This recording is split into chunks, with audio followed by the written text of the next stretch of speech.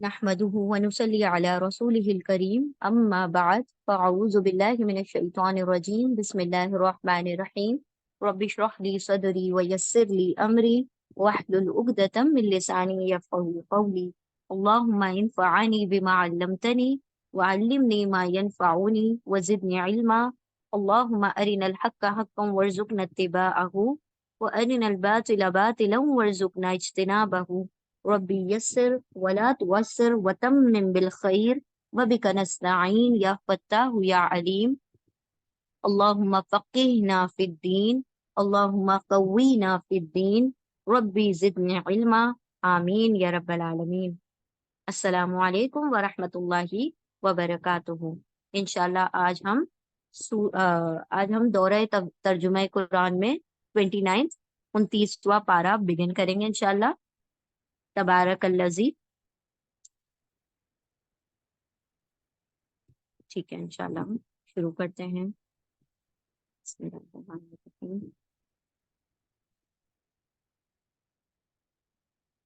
تو یہ جو پارہ ہے اس میں سورہ ملک سے لے کر سورہ مرسلات تک ہم تمام سوروں کا انشاءاللہ مطالعہ کریں گے۔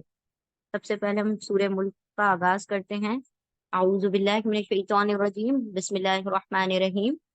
آپ صلی اللہ علیہ وسلم نے فرمایا، ان کی حدیث، آپ صلی اللہ علیہ وسلم کی حدیث کا مفہوم ہے کہ اللہ سبحانہ وتعالیٰ نے فرمایا کہ 30 آیتیں والی ایک ایسی صورت ہے، 30 آیات ہیں، اس میں 30 آیتیں ہیں، 30 ورسز، جو اپنے مطلب پڑھنے والے کے لیے حجت کرے گی۔ کیسے حجت کرے گی؟ مطلب وہ اللہ سبحانہ وتعالیٰ کے سامنے آرگیومنٹ کرے گی اور اس کو جنت میں پہنچوا کر رہے گی۔ اور وہ کون سی سورہ ہے؟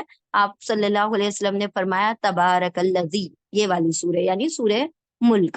تو ہم جو ہیں اس سورہ کو ضرور بضرور اس کا اہتمام کریں، کیونکہ یہ آپ صلی اللہ علیہ وسلم کا روٹین تھا۔ یہ رسول اللہ صلی اللہ علیہ وسلم روزانہ سونے سے پہلے سورہ ملک اور سورہ سجدہ کی تلاوت کیا کرتے تھے۔ تو یہ اپنا روٹین بنا لیں، ہو سکے تو حفظ بھی کر لیں۔ ایک دن میں ایک آیت بھی حفظ کریں گے تو انشاءاللہ 30 دنوں میں آپ کو یہ آیت حفظ ہو جائے گی۔ تو پھر انشاءاللہ آپ لوگ اس کو اپنے ڈیلی روٹین میں اس کو شامل کر لیں۔ تو سورہ ملک اور سورہ سجدہ آپ صلی اللہ علیہ وسلم کا ڈیلی روٹین تھا۔ انشاءاللہ ہم شروع کرتے ہیں، اور یہ قبر کے عذاب سے بھی محفوظ رکھے گی انشاءاللہ۔ سورہ ملک، اللہ کے نام سے جو بڑا مہربان، بار بار رحم فرمانے والا ہے۔ نہایت بزرگ و برتر ہے وہ جس کے ہاتھ میں کائنات کی سلطنت ہے اور وہ ہر چیز پر قدرت رکھتا ہے۔ اب دیکھیں اللہ سبحانہ تعالیٰ نے یہاں پر اپنا نام نہیں لیا، یہ مکی سورہ ہے، اور مکہ میں کیا تھا؟ وہ لوگ اللہ کو نہیں مان رہے تھے، اللہ رب العزت کو نہیں مان رہے تھے۔ تو اللہ نے دیکھیں کس طرح سے شروعات کی، تبارک الذی، بڑی بابرکت ہستی ہے وہ، بابرکت، اتنی بابرکت کہ وہ جس کے ہاتھ میں کائنات کی سلطنت ہے۔ اور ملک کا مطلب کیا ہوتا ہے؟ کنگ شپ، بادشاہت، سلطنت۔ تو اس کے ہاتھ میں تمام سلطنتیں ہیں اور وہ ہر چیز پر قدرت رکھتا ہے۔ اب سوچنے والا سوچ میں پڑ جائے گا کہ ہاں جو کفر کر رہا ہے، جو شرک کر رہا ہے، اس سے کہا جائے کہ ایک بادشاہ ایسا ہے، ایک مالک، ایک سلطنت والا ایسا ہے جس کے ہاتھ میں تمام کائنات ہے۔ تو اگر ہم غور کریں تو دنیا میں کون سا ایسا بادشاہ ہے جس کے ہاتھ میں تمام چیزوں کی سلطنت ہے، آسمانوں کی بھی اور زمین کی بھی اور تمام کائنات کی بھی؟ تو دنیا والوں کو جواب ملے گا دنیا میں کوئی نہیں ہے، ہاں دنیا بنانے والا کوئی ضرور ہے۔ تو اللہ کیا فرماتے ہیں؟ جس نے موت اور زندگی کو ایجاد کیا تاکہ تم لوگوں کو آزما کر دیکھے تم میں سے کون بہتر عمل کرنے والا ہے، اور وہ زبردست بھی ہے اور درگزر فرمانے والا بھی۔ تو اللہ نے کیا کہہ دیا کہ وہ ہستی کون ہے جو جس نے موت بھی بنایا اور جس نے زندگی بھی بنائی۔ اور وہ موت اور زندگی کیوں تخلیق کیا ہے اس نے؟ تاکہ لوگوں کو آزما لے، تاکہ لوگوں کا امتحان لے لے۔ تو یاد رکھیں کہ ہم جو یہاں پر ہیں موجود، ایک امتحان گاہ، ایک ایگزامینیشن ہال میں بیٹھے ہوئے ہیں، اور سارے لوگوں کا ایگزامینر اللہ رب العزت ہے، اور ہم جو ہیں ایگزامنی ہے، پیپر لکھ رہے ہیں۔ تو یاد رکھیں پیپر ہمیشہ اسی وقت کامیاب ہوتا ہے، ایگزام میں بندہ اسی وقت کامیاب ہوتا ہے کوئی شخص جب وہ پیپر کے جو ایتھکس ہیں، جو اس کے رولز ہیں، اس کو فالو کرے۔ کیا ہوتے ہیں رولز؟ ایک تو یہ کہ جو پیپر ہے، جو سلیبس ہے، اسی کے مطابق پڑھائی کی جائے، ٹھیک ہے؟ کوئی اور ادھر کا اٹھا کے کوئی اپنا کوئی سبق اٹھا لیا اور ہم چلے گئے ایگزام لکھنے، پیپر ہے بایولوجی کا، اور کیا کر رہے ہیں ہم؟ فزکس کا پڑھ کے جا رہے ہیں، پاس ہو جائیں گے؟ ہرگز بھی پاس نہیں ہوں گے۔ تو ہمارا جو سلیبس اللہ رب العزت نے ہمیں قرآن کے ذریعے، شریعت کے ذریعے سے دے دیا، اور اسی کے اوپر سے کرنا ہے۔ پھر اطاعت ہونی چاہیے، ایگزامینر کی اطاعت، یعنی آپ کو ایگزامینر جب کہے تبھی آنا ہے، جب کہے جب جانا ہے۔ آپ ایسا نہیں کر سکتے کہ میں کل آؤں گا، آج پیپر نہیں لکھ رہا، اور باقی سب بچے لکھ کے چلے گئے، تو آپ پاس ہو جائیں گے؟ ہرگز بھی پاس نہیں ہوں گے۔ ایگزامینر کی اطاعت ضروری ہوگی۔ تو یہاں پر ایگزامینر کون ہے؟ اللہ رب العزت۔ تو جو اس کی اطاعت ہے ویسے ہی کیا جائے گا، تبھی ہم پاس ہوں گے۔ تو اللہ رب العزت نے یہاں پر کہہ دیا کہ ہم نے تو تمہیں آزمانے کے لیے زندگی اور موت بنائی ہے، اب تم اپنی زندگیوں کو جیسے ہم چاہتے ہیں ویسے گزارو، تو موت ویسی تمہیں ملے گی جیسے تم چاہتے ہو، بالکل آسانی والی۔ تو اللہ کے بتائے ہوئے قوانین اور شریعت کے مطابق جو لوگ زندگیاں گزارتے ہیں، تو اللہ سبحانہ و تعالیٰ نے پھر ان کے لیے جو وعدے اپنے سلیبس، اپنی کتاب میں دے رکھے ہیں، پھر وہ کیا ہوگا؟ وہ پوری طرح سے مطلب اللہ سبحانہ و تعالیٰ ان وعدوں کو پورا کر دے گا۔ اور ہمیں بتانے کے لیے جو ٹیچر آئے، ٹیچر پہلے پڑھاتا ہے نا سبجیکٹ، اور ہمارے ٹیچر کون ہے جو سبجیکٹ پڑھانے والے تھے؟ نبی صلی اللہ علیہ وسلم۔ انہوں نے تھیوری بھی دے دی، پریکٹیکل بھی کر کے بتا دیا۔ ہم کوئی حجت قائم نہیں کر سکتے اللہ کے سامنے کہ ہمارے پاس تھیوری کے تو ٹیچر تھے، پریکٹیکل کا ٹیچر ہی نہیں تھا، ہم نے کتاب تو پڑھ لی لیکن ہم کو پتہ ہی نہیں تھا کہ اس کو کرنا کیسے ہے۔ تو آپ صلی اللہ علیہ وسلم نے اپنے ورڈز اور ایکشن، یعنی اپنے قول اور فعل، اپنے الفاظ اور اپنے عمل، دونوں طریقوں سے بتا دیا کہ اس قرآن کو کیسے جیا جاتا ہے، کیسے اللہ کی بندگی کی جاتی ہے، کیسے قرآن کے اخلاق اختیار کیے جا سکتے ہیں۔ تو ہم قیامت کے دن اگر نبی صلی اللہ علیہ وسلم کو نہیں بھی دیکھا، تب بھی اللہ نے آپ صلی اللہ علیہ وسلم کی زندگی کا ایک ایک پہلو اجاگر کر دیا، یہاں اتنا زیادہ سیکیور کیا ہے آپ صلی اللہ علیہ وسلم کی زندگی کو اللہ رب العزت نے، کہ آپ صلی اللہ علیہ وسلم کب مسکرائے، کیسے مسکرائے، یہ تک بھی مینشن کر دیا گیا ہے۔ تو کوئی یہ نہیں کہہ سکتا کہ آپ صلی اللہ علیہ وسلم کی زندگی ہم تک نہیں آئی، اور پریکٹیکل ہم تک نہیں آیا، یا تھیوری ہم تک نہیں آئی، سب کچھ اللہ سبحانہ و تعالیٰ نے ہم تک پہنچا دیا ہے۔ اور آج کی دنیا کے لوگ تو بالکل بھی ایکسکیوز نہیں دے سکتے۔ اس زمانے کے لوگ جو پختہ تھے اپنے عمل میں، وہ تو ایک ایکسکیوز دیتے بھی تو سمجھ آتا کہ ہاں بھائی ہمارے پاس تو کوئی علم کا کوئی سورس ہی نہیں تھا۔ آج جتنا ہمارے پاس علم کا خزانہ ہے، یقین جانے اتنا ہمارے پاس عمل نہیں ہے۔ جو پہلے کچھ تابعین جو تھے، کچھ اسکالرز یوں کہتے ہیں کہ وہ جو زمانہ تھا صحابہ اکرام کا، ان کے پاس عمل تھا، علم کم تھا، علم کم تھا لیکن عمل بہت تھا۔ اور ہمارے پاس کیا ہے؟ علم بہت ہے، بھر بھر کر علم رکھا ہوا ہے، لیکن عمل میں بالکل ہم کیا ہے؟ بلو بلو دا ریکوائرڈ نمبرز، جو ہمیں پاسنگ مارکس چاہیے اس سے بھی کم ہم کیا کرتے ہیں؟ عمل کر رہے ہوتے ہیں۔ تو اللہ رب العزت نے کیا کہا؟ ہم نے زندگی اور موت آزمانے کے لیے پیدا کی ہے، دیکھیں تم میں سے کون بہتر عمل کرنے والا ہے، بہتر پرفارمنس دینے والا ہے، بہتر پیپر لکھنے والا ہے، اور وہ زبردست بھی ہے اور درگزر فرمانے والا بھی۔ زبردست عذاب دینے میں، اور درگزر فرمانے والا اللہ اپنے بندوں کو معاف کرنے میں بھی۔ اللہ سبحانہ و تعالیٰ رحمت، اور اللہ سبحانہ و تعالیٰ کی رحمت بھی ہے، اور اللہ سبحانہ و تعالیٰ کا عذاب بھی ہے۔ تو یہ نہ ہو کہ رحمت دیکھتے رہو اور عذاب سے کیا ہو جاؤ؟ بے خبر ہو جاؤ، اور عذاب دیکھتے رہو، رحمت سے بے خبر ہو جاؤ۔ اللہ سبحانہ و تعالیٰ جو نیک بندے ہیں ان کے لیے اللہ کی رحمت ہے، اور جو اللہ سبحانہ و تعالیٰ کے نافرمان بندے ہیں، اللہ نے ان کے لیے عذاب بھی تیار کر رکھا ہے۔ جس نے تہ بتہ سات آسمان بنائے، تم رحمان کی تخلیق میں کسی قسم کی بے ربطی نہ پاؤ گے۔ پھر پلٹ کر دیکھو، کہیں تمہیں کوئی خلل نظر آتا ہے؟ ذرا ہم اپنے اوپر تنے ہوئے آسمان کو دیکھیں، کہاں پر ہمیں سوراخ نظر آتا ہے؟ کہیں آپ چلتے چلتے دیکھ رہے ہیں کہ وہاں پر کوئی کریک پڑا ہوا ہے؟ یا آپ چل رہے تھے اس جگہ پر جہاں پر زمین پھٹی ہوئی تھی، اسی کے اوپر کا بالکل آسمان جو تھا پھٹا ہوا تھا؟ کبھی ایسا آپ نے دیکھا؟ یا کہیں بہت بڑا سا سوراخ دکھائی دیا، یا بہت بڑا سا چھید ہے جہاں پر ہم دیکھ رہے ہیں کہ ہو آسمان کے پار جو ہے وہ جو مرکیوری اور سیٹن ہے وہ دکھائی دے رہے ہیں ہمیں؟ ایسا ہوا کبھی؟ کبھی بھی نہیں ہوا۔ اللہ فرماتا ہے ذرا آنکھ اٹھا کر اپنے اوپر کے آسمان کو دیکھو، یہ اللہ رب العزت کا جیتی جاگتی نشانی ہے جو ہم اپنی آنکھوں سے ڈیلی وٹنس کرتے ہیں، روزانہ دیکھتے ہیں۔ کوئی خلل اس میں دکھائی نہیں دے گا، کوئی کمی، کوئی رکنا نہیں دکھائی دے گا۔ بار بار نگاہ دوڑاؤ، تمہاری نگاہ تھک تھک کر نامراد پلٹ آئے گی، یقین جانے۔ ہے نا؟ کیا ہے کہ ہم آسمان کی طرف دیکھیں پھر دوسری جگہ دیکھیں، یعنی اللہ نے کہا کہ کوئی کرٹکس بیٹھا ہو نا، جو جو ایب بہت اچھی طرح سے نکالتا ہے اس کو کرٹکس کہا جاتا ہے نا، تو اللہ کہتا ہے کہ اگر تم بڑے ایب نکالنے والے ہو، ذرا اللہ کے آسمان میں ایب نکال کر دکھاؤ۔ کہاں تمہیں ایب نکال سکتے ہو؟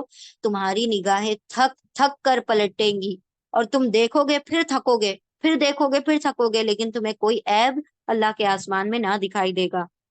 ہم نے تمہارے قریب کے آسمان کو عظیم الشان چراغوں سے آراستہ کیا۔ قریب کا آسمان یعنی جو آسمان دنیا ہے، دنیا کا جو آسمان ہے اس کو اللہ رب العزت نے کیا کیا؟ آراستہ کر دیا۔ کس چیز سے آراستہ کیا؟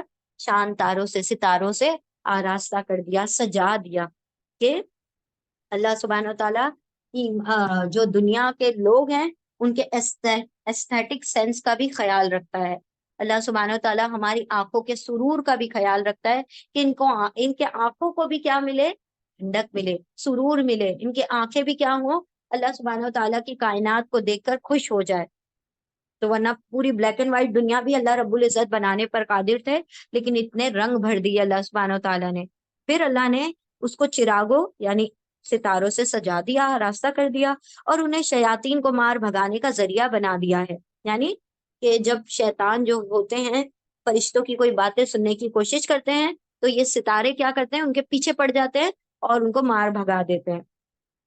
ان شیطانوں کے لیے بھڑکتی ہوئی آگ ہم نے مہیا کر رکھی ہے۔ تو ہم قرآن کریم سے تین مقصد پڑھتے ہیں ستاروں کے: ایک تو آسمان کو خوبصورت بنانا، دوسرا اسے شیطان کو مار بھگانا، تیسرا کہ ہم جو سمندر میں لوگ ہوتے ہیں ان کے پاس راستے تو نہیں ہوتے، نیویگیشن کے لیے کیا استعمال کیا جاتا ہے؟ ستاروں کو دیکھا جاتا ہے۔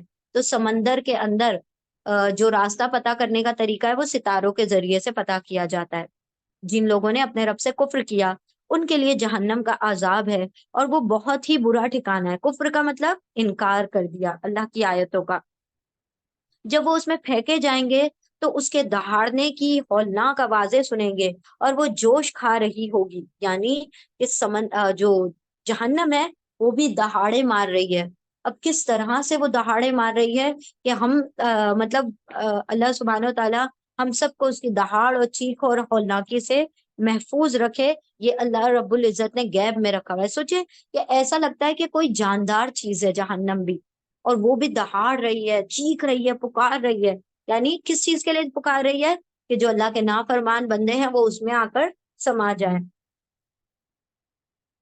اللہم لا تجعلنا منہم، شدت غضب سے پھٹی جاتی ہوگی ہر بار جب کوئی امبو اس میں ڈالا جائے گا، کوئی بھی گروہ اس میں ڈالا جائے گا، اس کے کارندے ان لوگوں سے پوچھیں گے کیا تمہارے پاس کوئی خبردار کرنے والا نہیں آیا تھا؟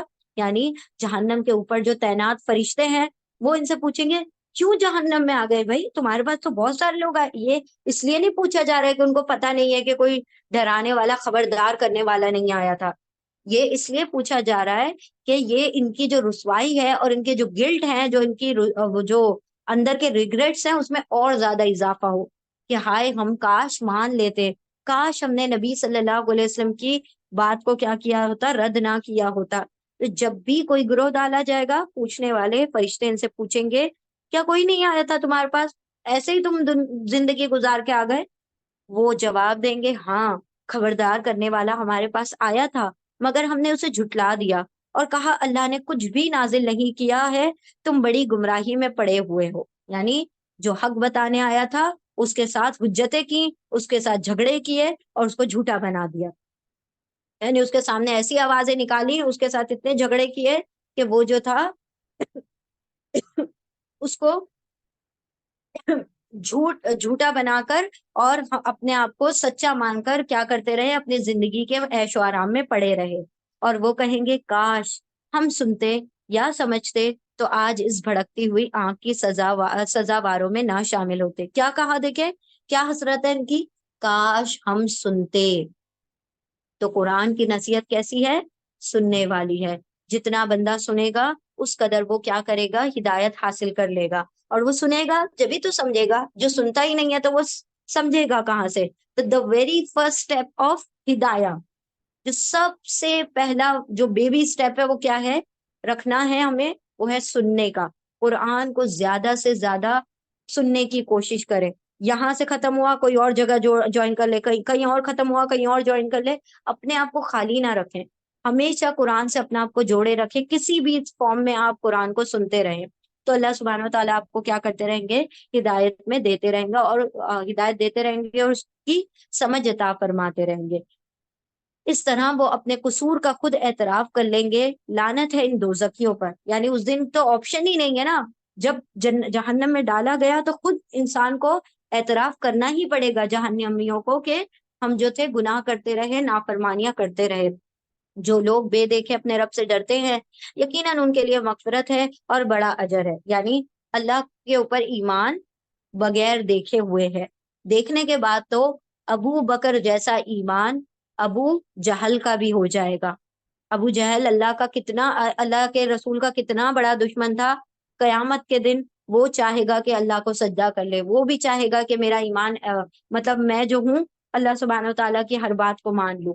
تو اس دن ماننے کا کوئی فائدہ نہیں، دیکھ کر تو کوئی بھی ایمان لے آئے گا، بغیر دیکھے سب کو ایمان لانا ہے۔ تم خواہ چپکے سے بات کرو یا اونچی آواز سے، اللہ کے لیے یکساں ہے، برابر ہے، وہ تو دلوں کا حال تک جانتا ہے۔ یعنی اللہ سبحانہ و تعالیٰ نے بتا دیا دلوں کی سرگوشیاں، جو دلوں میں اٹھنے والے وسوسے ہیں وہ بھی اللہ رب العزت کو پتا ہے۔ کیا وہی نہ جانے گا جس نے پیدا کیا ہے؟ حالانکہ وہ باریک بھی اور باخبر ہے، یعنی بہت باریک بھی کا اتنا زبردست اگزامپل کسی اسکالر نے دیا ہے کہ اگر رات کا اندھیرا ہو، بارش میں کیسا رات کا اندھیرا ہوتا ہے، بارش برس رہی ہو، گھٹا چھائی ہوئی ہو، اور رات کا اندھیرا گھٹا ٹوپ اندھیرا ہو، کالا پہاڑ ہو، کالا پہاڑ کے اوپر کالی چیٹی چڑھ رہی ہو، کالی چیٹی کا ایک انڈا نکلے جو کہ کالے رنگ کا ہو، یا پھر وہ کالے کسی چیز کو کھا رہی ہو باریک سی، اللہ رب العزت اس ذرے کو بھی جانتا ہے، دیکھ سکتا ہے۔ یہ تو بہت یہ ہم انسان اپنی کیپیسٹی کے مطابق بیان کر رہے ہیں۔ دنیا میں ایسی ایسی مخلوقات ہیں کہ جن کو ہم اپنی نیکڈ آئز سے دیکھ بھی نہیں سکتے۔ ہم جو ایک تھوڑا سا سائنس کے لیول پر ہمیں پیرامیشیم امیبا پڑھا دیا جاتا ہے، جو کہ ہم مائکروسکوپ پہ دیکھتے ہیں، بہت سارے جو الیکٹرانک مائکروسکوپ ہیں، اور اس پر تو کیسی کیسی چیزیں ہیں۔ ایسا وائرس، کورونا وائرس، جو کہ دکھائی نہ دیا لیکن پوری دنیا کو اللہ سبحانہ و تعالیٰ نے اس کے ذریعے سے کنٹرول کر دیا۔ تو اللہ فرماتا ہے ایسا باریک بھی ہے تمہارا رب، تو ہے جس نے تمہارے لیے زمین کو تابع کر رکھا ہے۔ یہ زمین اللہ کے حکم سے رکی ہوئی ہے، ورنہ جتنے گناہ ہم نے زمین پر کر دیے تو زمین دہاڑے مارتی ہے کہ یا اللہ مجھے حکم دے دے کہ میں پھٹ جاؤں اور ان کو سنبھالوں، اتنی ہم نافرمانیاں کرتا ہے۔ اللہ فرماتا ہے یہ تو تمہارے کنٹرول میں کر دیا ہے ہم نے، اسی لیے تمہیں کچھ نقصان نہیں پہنچاتی۔ چلو اس کی چھاتی پر اور کھاؤ خدا کا رزق، اسی کے حضور تمہیں دوبارہ زندہ ہو کر جانا ہے۔ کیا تم اس سے بے خوف ہو کر کیا تم اس سے بے خوف ہو جو آسمان میں ہے تمہیں زمین میں دھسا دے اور یکایک یہ زمین جھکولے کھانا شروع کر دے؟ یعنی یہ زمین اگر چاہے تو انسان کو کیا کر دے، اپنے اندر دھسا لے۔ اگر اللہ کی نافرمانی وہ کرے، اللہ سبحانہ و تعالیٰ نے یہ تو اس کو حکم دے رکھا ہے کہ تو ٹھہری رہ، اپنی جگہ ساکت رہ، ورنہ یہ زمین کیا کر دے گی، اپنے اندر دھسا دے گی۔ کیا تم اس سے بے خوف ہو کہ وہ آسمان میں جو ہے تم پر پتھراؤ کرنے والی ہوا بھیج دے؟ اور پتھراؤ کرنے والی ہوا بھیجی گئی تھی کس پر؟ لوط علیہ السلام کی قوم پر۔ تو اللہ تو کسی بھی قوم پر جو کہ نافرمانی کرے اس پر بھیجنے پر قادر ہے، تو تم کیسے بے خوف ہو کر بیٹھے ہو اللہ رب العزت سے؟ پھر تمہیں معلوم ہو جائے گا کہ میری تنبیہ کیسی ہوتی ہے، یعنی میری وارننگ کیسی ہوتی ہے۔ ان سے پہلے گزرے ہوئے لوگ جھٹلا چکے ہیں، پھر دیکھ لو کہ میری گرفت کیسی سخت تھی، میری پکڑ میری جو گرفت تھی، میں نے وارن کیا، لیکن لوگوں نے وارننگ کو ہنسی ٹھٹے میں اور جھوٹ میں اور مذاق میں اڑا دیا۔ اللہ نے فرمایا پھر اس کے بعد دیکھو میری گرفت، میری پکڑ کیسی تھی۔ کیا یہ لوگ اپنے اوپر اڑنے والے پرندوں کو پر پھیلائے اور سکیڑتے نہیں دیکھتے؟ ذرا غور کریں ان پرندوں کو، کیا اللہ کی تخلیق اور کیا اللہ کی خلاقی ہے کہ کیسے پرندے آسمانوں میں اڑتے پھرتے ہیں اور پر اٹھا رہے ہیں، سمیٹ رہے ہیں، اٹھا رہے ہیں، سمیٹ رہے ہیں۔ اور کچھ پرندے تو ایسے ہیں کہ کہاں سے کہاں پہنچ جاتے ہیں۔ اب ہم جانتے ہیں ایگل ہے، جو باز ہے، اور وہ سارے جو بڑے بڑی اونچی اڑان والے پرندے ہیں، اللہ رب العزت نے کیسے ان کو آسمانوں میں اڑا دیا۔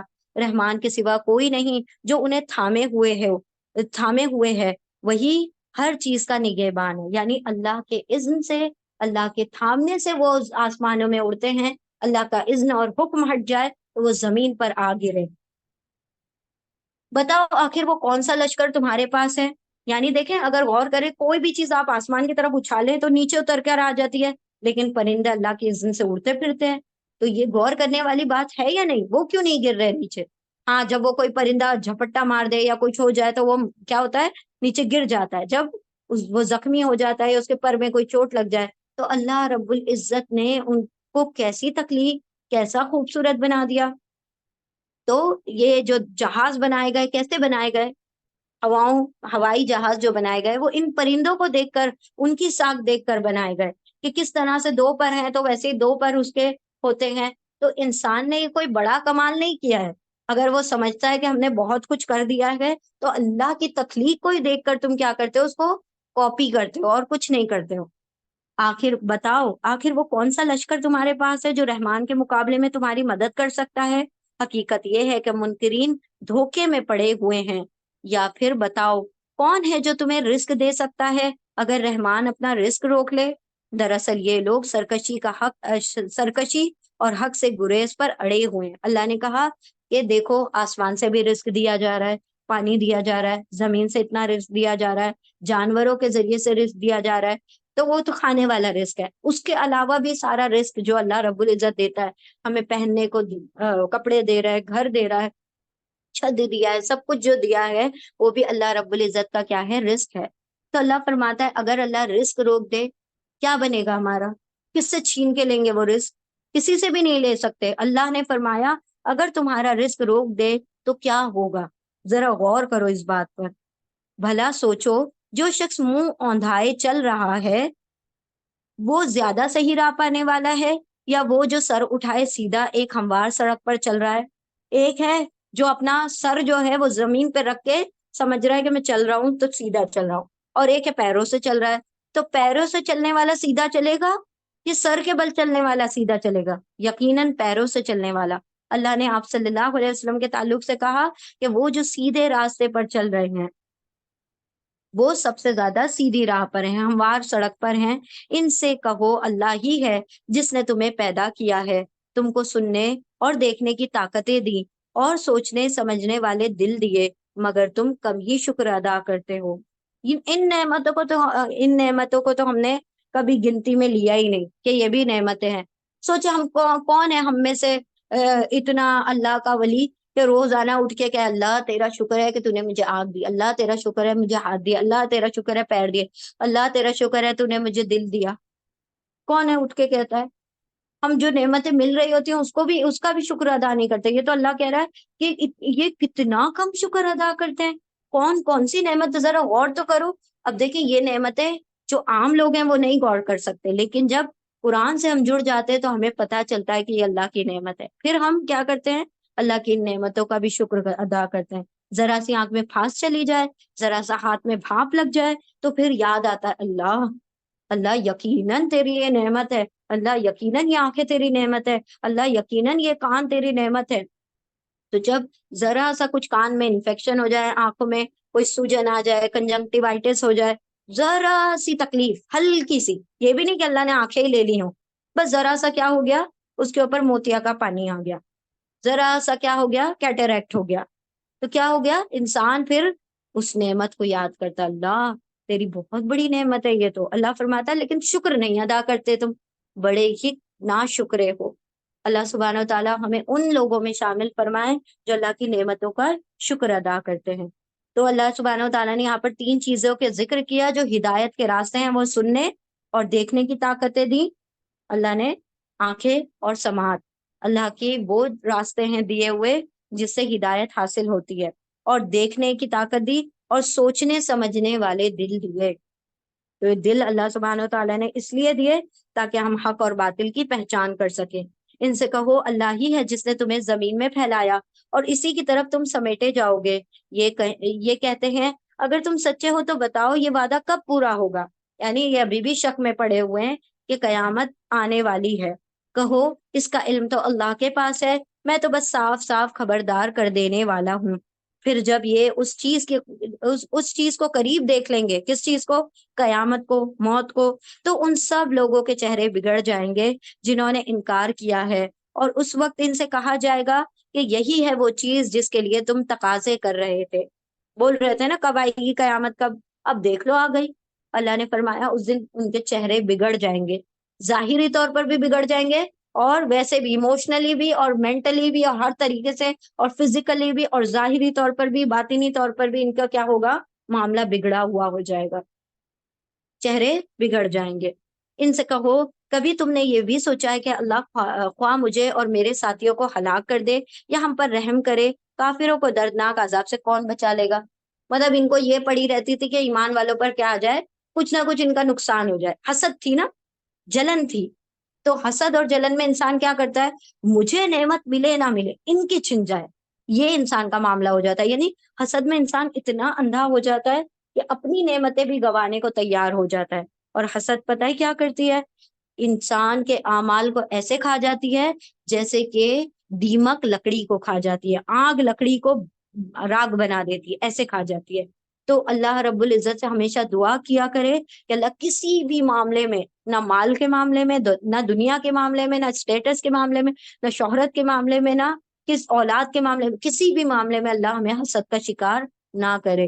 تو اللہ فرماتا ہے کہ یہ جو چار ہے نا، ایمان والوں کو کچھ نہ کچھ نقصان پہنچ جائے، تو چلو ہمیں نقصان پہنچے یا فائدہ وہ چھوڑو، تمہیں عذاب سے کون بچائے گا؟ اللہ کے رسول سے کہا جا رہا ہے کہ پوچھو ان سے تم کو عذاب سے کون بچائے گا جبکہ تم کیا کر رہے ہو؟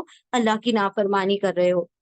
ان سے کہو وہ بڑا رحیم ہے، اسی پر ہم ایمان لائے ہیں اور اسی پر ہمارا بھروسہ ہے، تو توکل کرنا ہے، بھروسہ کرنا ہے کسی کی ذات پر تو وہ اللہ کی ذات ہے۔ ان قریب تمہیں معلوم ہو جائے گا کہ سری گمراہی میں پڑا ہوا کون ہے، سب سے زیادہ گمراہ، سب سے زیادہ اسٹرے کون ہے، وہ انسان کو پتا چل ہی جائے گا۔ ان سے کہو کبھی تم نے یہ بھی سوچا کہ اگر تمہارے کنووں کا پانی زمین میں اتر جائے تو کون ہے جو اس پانی کو بہتی ہوئی سوتے تمہیں نکال کر دے دے؟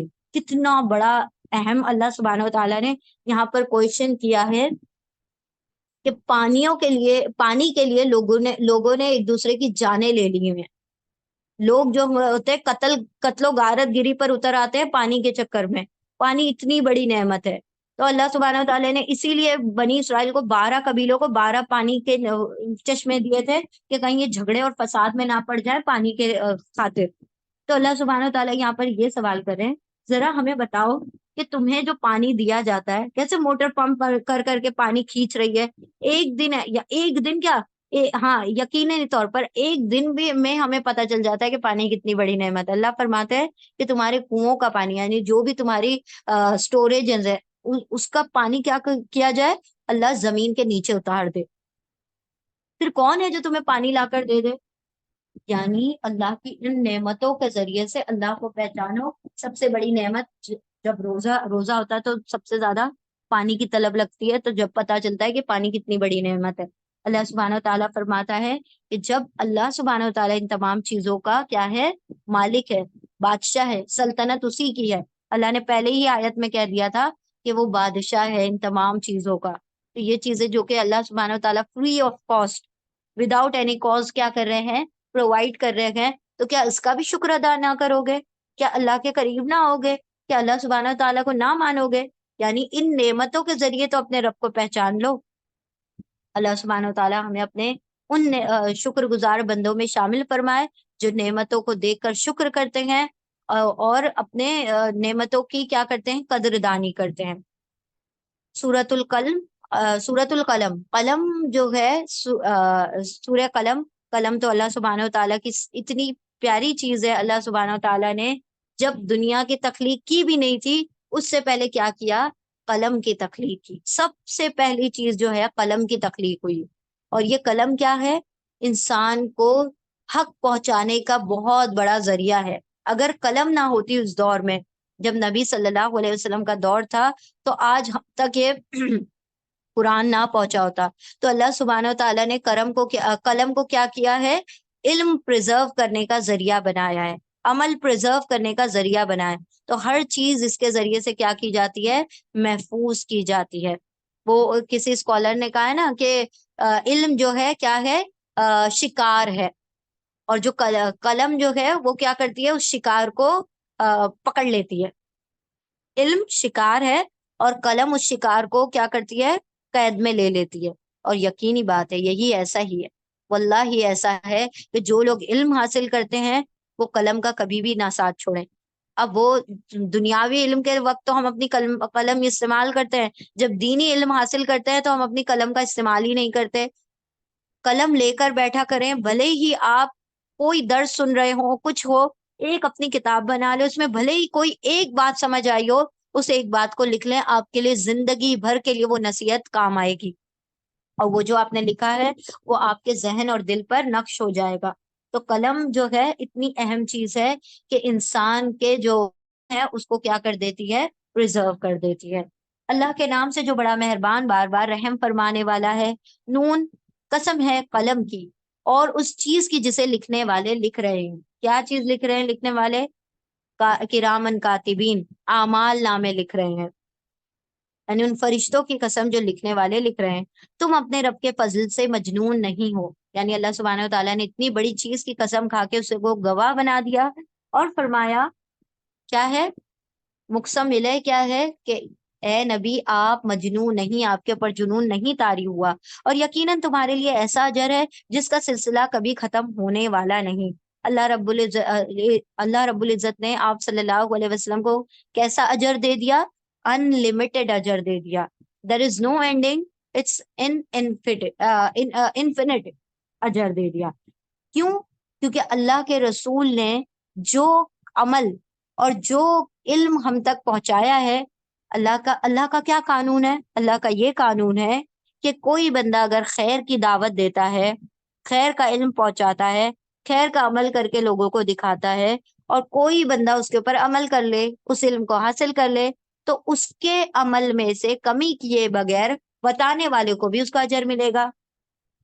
تو سوچیں آپ صلی اللہ علیہ وسلم تو ساری نوع انسانی کے لیے عمل اور علم کا پیکر ہے، تو کتنا اجر اللہ رب العزت نے آپ صلی اللہ علیہ وسلم کو دیا ہوگا کہ ہر بندہ جو نیکی کر رہا ہے اس کا اجر نبی صلی اللہ علیہ وسلم کو بھی جائے گا۔ تو یہاں پر کیا کہہ دیا گیا کہ آپ کے لیے تو ان لمیٹڈ اجر ہے، کوئی لمیٹیشن نہیں ہے، کوئی رکاوٹ نہیں ہے۔ اور ہر لمحہ، ہر نماز میں ہم کیا دعا کرتے ہیں؟ اللہم صلی علی محمد، اللہم بارک علی محمد۔ تو کیا کر رہے ہیں ہم؟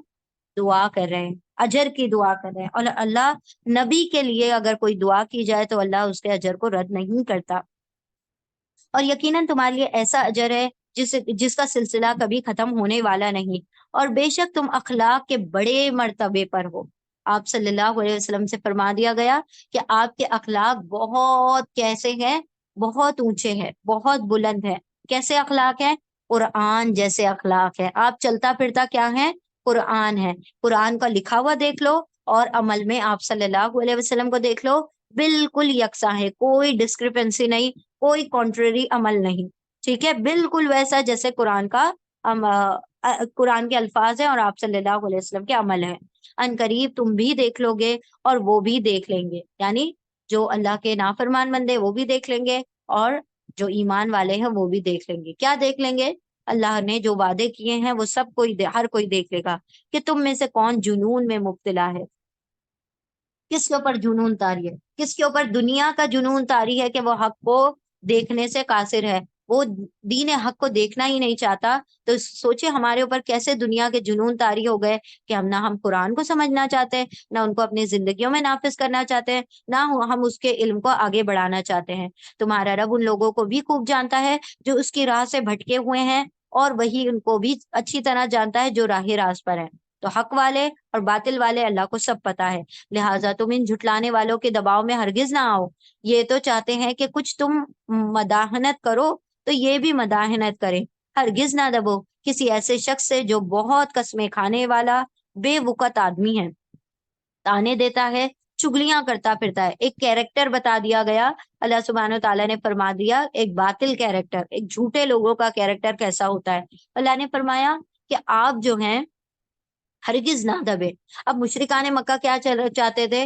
کچھ گیو اینڈ ٹیک کا معاملہ ہو جائے، کچھ لین دین ہو جائے۔ کیا لین دین ہو جائے؟ اے محمد، آپ جو ہے ہمارے بتوں کو برا نہ کہیں، ہم بھی آپ کے دین کو مان لیں گے۔ یعنی آپ جو ہے ان کو برا کہنا چھوڑ دیں، ہم کچھ نہ کچھ تو بات آپ کی مان ہی لیں گے۔ تو یہ جو ہے نا لین دین، اللہ نے فرمایا آپ کو ان سے دبنے کی ہرگز بھی ضرورت نہیں۔ یہ کیا کہہ کے آئے تھے کہ اگر آپ صرف اتنا کہہ دیں، اتنا کریں نا کہ ہماری بتوں کو برا بولنا چھوڑ دیں، تو ہم کیا کریں گے؟ آپ کو جو مال و دولت چاہیے وہ دے دیں گے، جو عورت چاہیے اس سے آپ کا نکاح کرا دیں گے، جتنا آپ کو مطلب خزانہ چاہیے خزانہ دے دیں گے، سلطنتیں سرداریاں چاہیے سرداریاں دے دیں گے۔ لیکن آپ کیا کریں؟ ہمارے بتوں کو برا نہ کہیں، آپ تھوڑا دین ہمارا فالو کریں، ہم تھوڑا دین آپ کا فالو کریں گے۔ اللہ نے کہہ دیا لکم دینکم ولی دین، ہمارے لیے ہمارا دین، تمہارے لیے تمہارا دین، کوئی اس کے اندر بٹوارا نہیں ہو رہا ہے۔ تو یہاں پر کیا کہہ دیا گیا؟ آپ کو ان سے ہرگز بھی دبنے کی ضرورت نہیں ہے، آپ جو حق ہے وہ پہنچا دیں۔ اور پھر یہاں پر ایک کیریکٹر بیان کیا جا رہا ہے ایک جھوٹے اور باطل شخص کا، کہ ہرگز نہ دبو ایسے شخص سے جو بہت قسمیں کھاتا ہے۔ یہ قسمیں کھانا، بہت زیادہ قسمیں اٹھاتا ہے، اور بے وقت آدمی ہے، اس کی کوئی مطلب اوقات نہیں ہے، بے وقت ہے وہ اللہ کی نظر میں، تانے دیتا ہے، ٹونٹنگ کرتا ہے، چگلیاں کھاتا پھرتا ہے۔ یہ سب برے صفت والوں کی برے لوگوں کی صفت بتائی جا رہی ہے۔ ہم ذرا اپنے اندر غور کر لیں کہ کیا ہم تانے دینے والے تو نہیں، چگلیاں کرنے والے تو نہیں ہیں؟ بھلائی سے روکتا ہے۔ بھلائی سے کیسے روکتا ہے؟ انسان اپنے عمل سے، ہے نا؟ مسلمان سمجھ رہے ہیں ہم جو کر رہے ہیں بہت نیک کام کر رہے ہیں، کبھی کبھی مسلمان جو ہوتے ہیں بھلائیوں سے روک رہے ہوتے ہیں۔ کیسے؟ برے اخلاق کے ذریعے سے دوسروں کو ایمان لانے سے روک دیتے ہیں، اپنے برے اخلاق کے ذریعے سے اپنی اولاد کو پریشان کر دیتے ہیں۔ تو انسان یہاں پر کیا کر رہا ہے؟ اپنے برے اخلاق کے ذریعے سے اپنے اطراف اور اپنے آپ کو کیا کر دیتا ہے؟ پریشان کر دیتا ہے۔ یہاں پر فرمایا گیا کہ بھلائی سے روکتا ہے، ظلم و زیادتی میں حد سے گزر جانے والا ہے، سخت بد اعمال ہے، جفا کار ہے، یعنی بڑا بے وفا، جفا کار، برے عمل والا، یعنی اس سے کوئی خیر نہیں پھوٹتی، اس سے کسی کو کوئی فائدہ نہیں ہوتا۔ آپ صلی اللہ علیہ وسلم نے فرمایا تم میں سب سے بہتر وہ ہے جو سب سے زیادہ دوسروں کو فائدہ پہنچانے والا ہو۔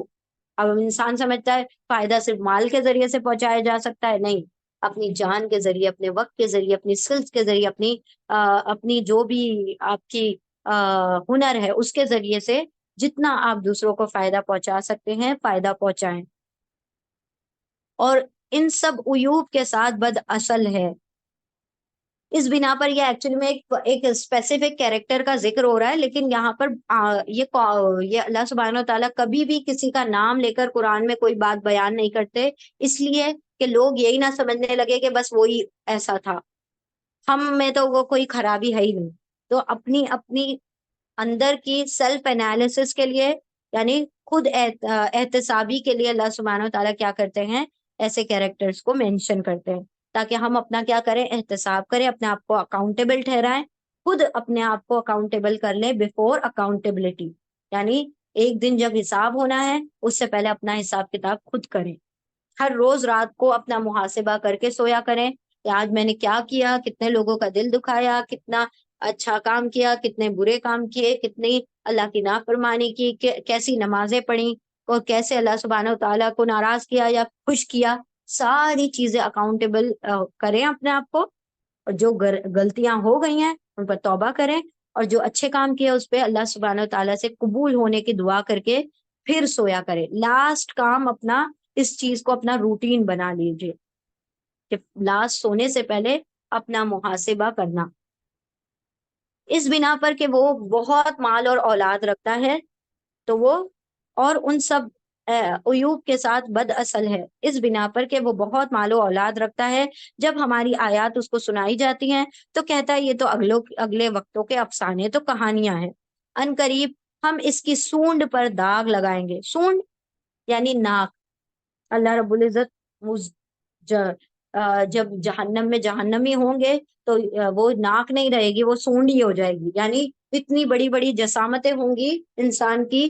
اور کہا جاتا ہے کہ جو ایک دانت ہوگا جہنمی کا، ایک دانت احد پہاڑ کی برابر ہوگا. امیجن کریں کہ ایک دانت احد پہاڑ کی برابر ہے تو اس کی جسامت خود کی کتنی بڑی ہوگی، خود اس کی باڈی کتنی بڑی ہوگی. اب یہ باڈی بڑا کرنے کا کیا مقصد ہے؟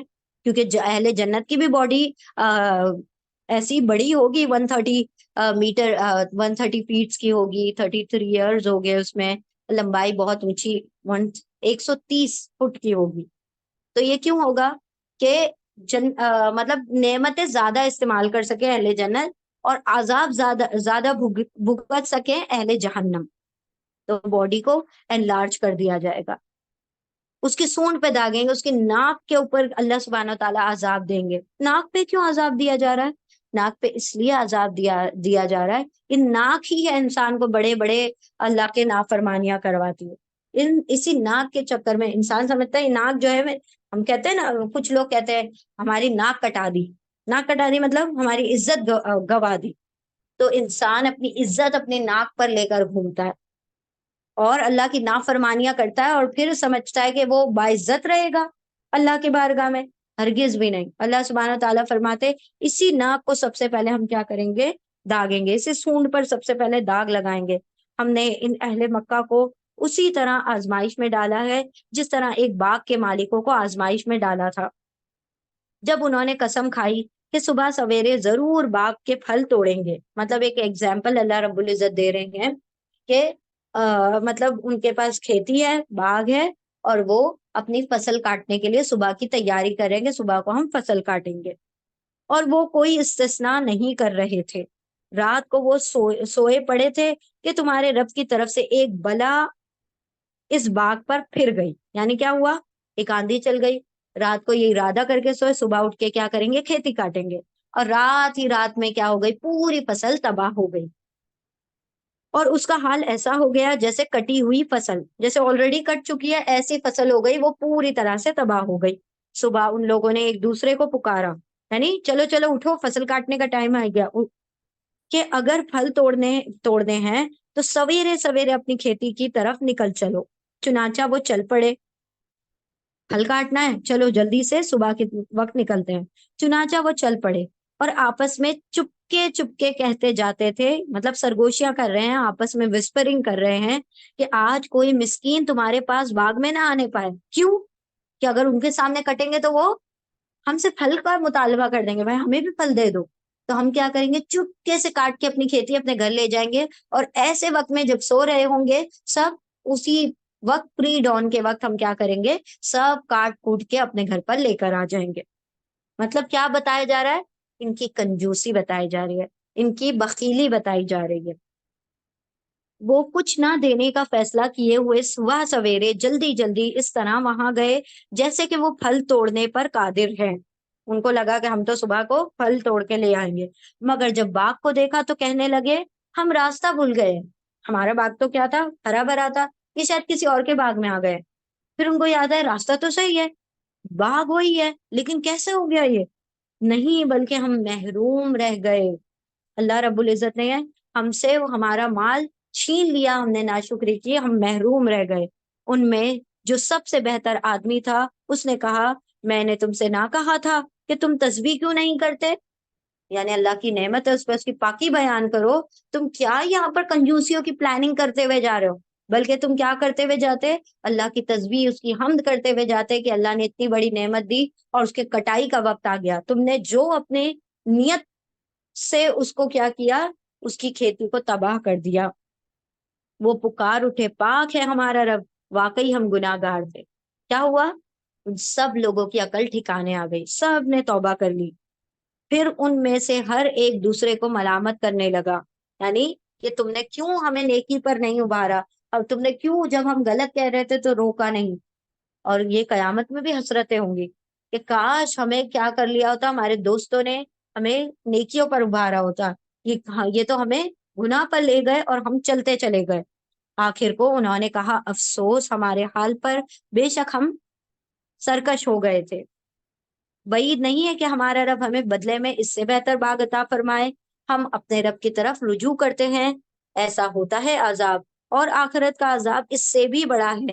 کاش یہ لوگ اس کو جانتے۔ اللہ نے بتا دیا کہ وہ لوگ جو تھے کیسے تھے، ہدایت کو قبول کرنے والے لوگ تھے، تو کیا ہو گیا، وہ پلٹ آئے اللہ کی طرف اور توبہ کر لی، اور کہا کہ اللہ ہمیں کیا کرے گا، اس سے بہتر فصل اور کھیتی دے دے گا۔ تو جو توبہ کر لے گا، جو رجوع کر لے گا، تو اللہ اس کو بہتر اور بہتری بہتری عطا فرما دے گا۔ تو یہاں پر اللہ سبحانہ و تعالیٰ یہ اہل مکہ کو اگزامپل دے کر سنا رہے ہیں کہ اگر تم بھی ایسے ہی توبہ کر لو تو یقیناً اللہ سبحانہ و تعالیٰ تمہیں بھی سرخرو کر دے گا۔ یقیناً خدا ترس لوگوں کے لیے ان کے رب کے ہاں نعمت بھری جنتیں ہیں۔ کیا ہم فرما برداروں کا حال مجرموں کا سا کر دیں گے؟ مجرم اور فرما بردار کیسے یکساں ہو سکتے ہیں؟ ایک شخص ہے جو راتوں کو جاگ جاگ کے عبادتیں کر رہا ہے، اور ایک شخص ہے جو فرائض بھی ادا نہیں کر رہا، کیسے دونوں برابر ہو سکتے ہیں؟ تم لوگوں کو کیا ہو گیا ہے؟ تم کیسے حکم لگاتے ہو؟ کیا تمہارے پاس کوئی کتاب ہے جس میں تم یہ پڑھتے ہو کہ تمہارے لیے ضرور وہاں وہی کچھ ہے جو تم اپنے لیے پسند کرتے ہو؟ یعنی تم نے یہ کیسے سوچ لیا کہ بغیر عمل کے تم جنت میں چلے جاؤ گے اور سب کچھ تمہیں مل جائے گا؟ یا پھر کیا تمہارے لیے روز قیامت تک ہم پر کچھ عہد و پیمان ثابت ہیں کہ تمہیں وہی کچھ ملے گا جس کا تم حکم لگاؤ؟ یعنی تم بولتے رہو اور اللہ تمہیں دیتا رہے؟ کون سا ایسا وعدہ اللہ نے تم سے کر دیا ہے کہ جب جب ہم پکاریں گے اور ویسی ہی چیزیں ہمیں عطا کر دی جائے، چاہے ہم اسے سرکشی میں استعمال کریں یا نافرمانی میں؟ تو اللہ نے فرمایا یہ تو تم اپنے پاس سے گڑھ رہے ہو باتیں۔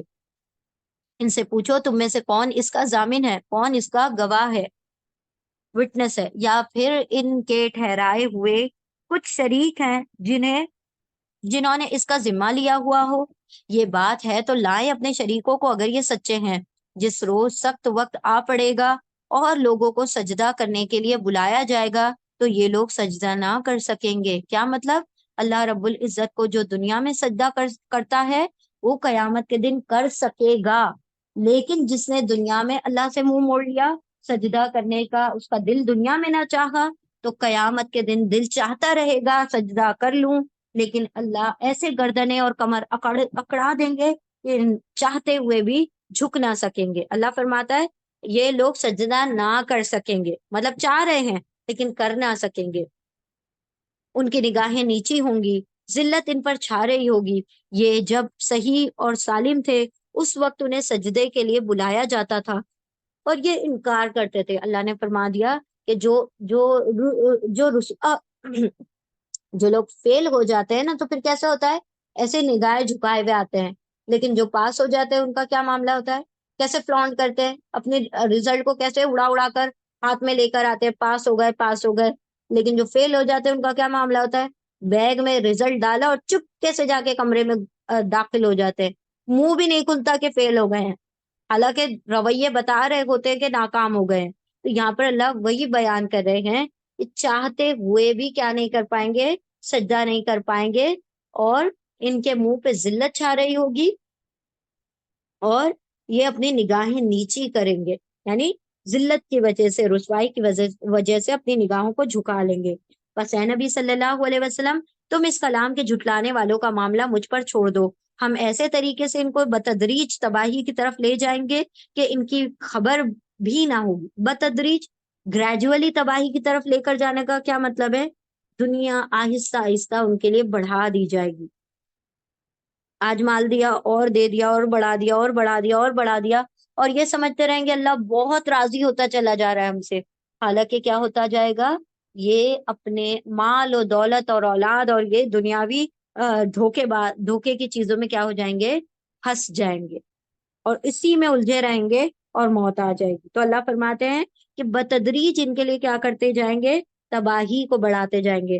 تو دنیا میں کبھی کبھی مال و دولت کا ہونا تباہی کا باعث بھی بن جاتا ہے، اس کا ریزن بھی بن جاتا ہے۔ اگر کوئی نعمت آپ کو ملے اور اس میں اللہ کی فرما برداری نہ ہو تو یقیناً وہ نعمت نہیں ہے، وہ اللہ رب العزت کا عذاب ہے۔ کیا تم ان سے، یعنی اگر کوئی مالدار ہوتا چلا جا رہا ہے اور آپ دیکھ رہے ہو تو اللہ کا بڑا نافرمان ہے، وہ تو کبھی نماز نہیں پڑھتا، تو ہم سمجھ رہے اللہ نے بڑا فیور کیا ہوا ہے اس کے ساتھ؟ نہیں، بلکہ اللہ نے اس کو بہت بڑی آزمائش میں ڈال دیا۔ اللہ نے کیا کہا؟ میں ان کی رسی دراز کر رہا ہوں، ڈھیل دے رہا ہوں، میری چال بڑی زبردست ہے، ایک ہی بار پکڑ کروں گا اور پکڑ ایسی ہوگی کہ بس یہ کیا ہوں گے، گھٹنوں کے بل آ گریں گے۔ کیا تم ان سے کوئی اجر طلب کر رہے ہو کہ یہ اس چٹی کے بوجھ تلے دبے جا رہے ہیں؟ کیا نبی صلی اللہ علیہ وسلم نے کہہ دیا کہ مجھے اتنے پاؤنڈز اور اتنے پاؤنڈز اور اتنے ڈالر دے دو تو ہم کیا کریں گے، تمہیں ہدایت کی طرف بلائیں گے؟ کہ ان کے اوپر بوجھ پڑ گیا، کوئی تاوان آ گیا یا کوئی فائن پڑ گیا ہے جو یہ حق کی طرف آنے سے انکار کر رہے ہیں؟ جب کچھ ہی نہیں مانگا تو جو مانگ نہیں رہا ہے اور کسی خیر کی طرف بلا رہا ہے، اس سے بڑا ویل وشر کون ہو سکتا ہے، اس سے بڑا خیر کون ہو سکتا ہے؟ کیا ان کے پاس غیب کا علم ہے جسے یہ لکھ رہے ہوں؟ بس اپنے رب کا فیصلہ صادر ہونے تک صبر کرو، رب کا فیصلہ آ جانے تک صبر کرو۔ اور مچھلی والے یونس علیہ السلام کی طرح نہ ہو جاؤ، جب اس نے پکارا تھا اور وہ غم سے بھرا ہوا تھا، یعنی انہوں نے کیا کر دیا تھا، اللہ رب العزت کی ایک تھوڑی سی حکم عزولی کر دی تھی۔ اللہ سبحانہ و تعالیٰ نے اب تک نہیں کہا تھا کہ آپ کیا کریں، اپنی قوم کو چھوڑ کر جائیں، اور وہ چلے گئے تھے۔ اللہ رب العزت نے ان کا بھی بار بار مینشن کر دیا، مطلب قرآن کریم میں ان کو مینشن کر دیا کہ وہ جو ہے اللہ کے حکم کے بغیر چلے گئے تھے۔ تو تم ان کی طرح نہ ہو جانا۔ نیکی کے بھی معاملے میں یہی معاملہ ہے کہ اللہ کے حکم کے بغیر کوئی اپنے من گھڑت بات نہ کر لینا، نیکی نہ گڑ لینا۔ اسی طرح تم بھی اسی طرح کے نہ ہو جاؤ۔ جب اس نے پکارا تھا اور وہ غم سے بھرا ہوا تھا، اگر اس کے رب کی مہربانی اس کے شامل حال نہ ہو جاتی تو وہ مذموم ہو کر چٹیل میدان میں پھینک دیا جاتا، یعنی اگر اللہ رب العزت ان کی دعا کو قبول نہ کرتا تو پھر وہ ایسے ہی پڑے رہتے۔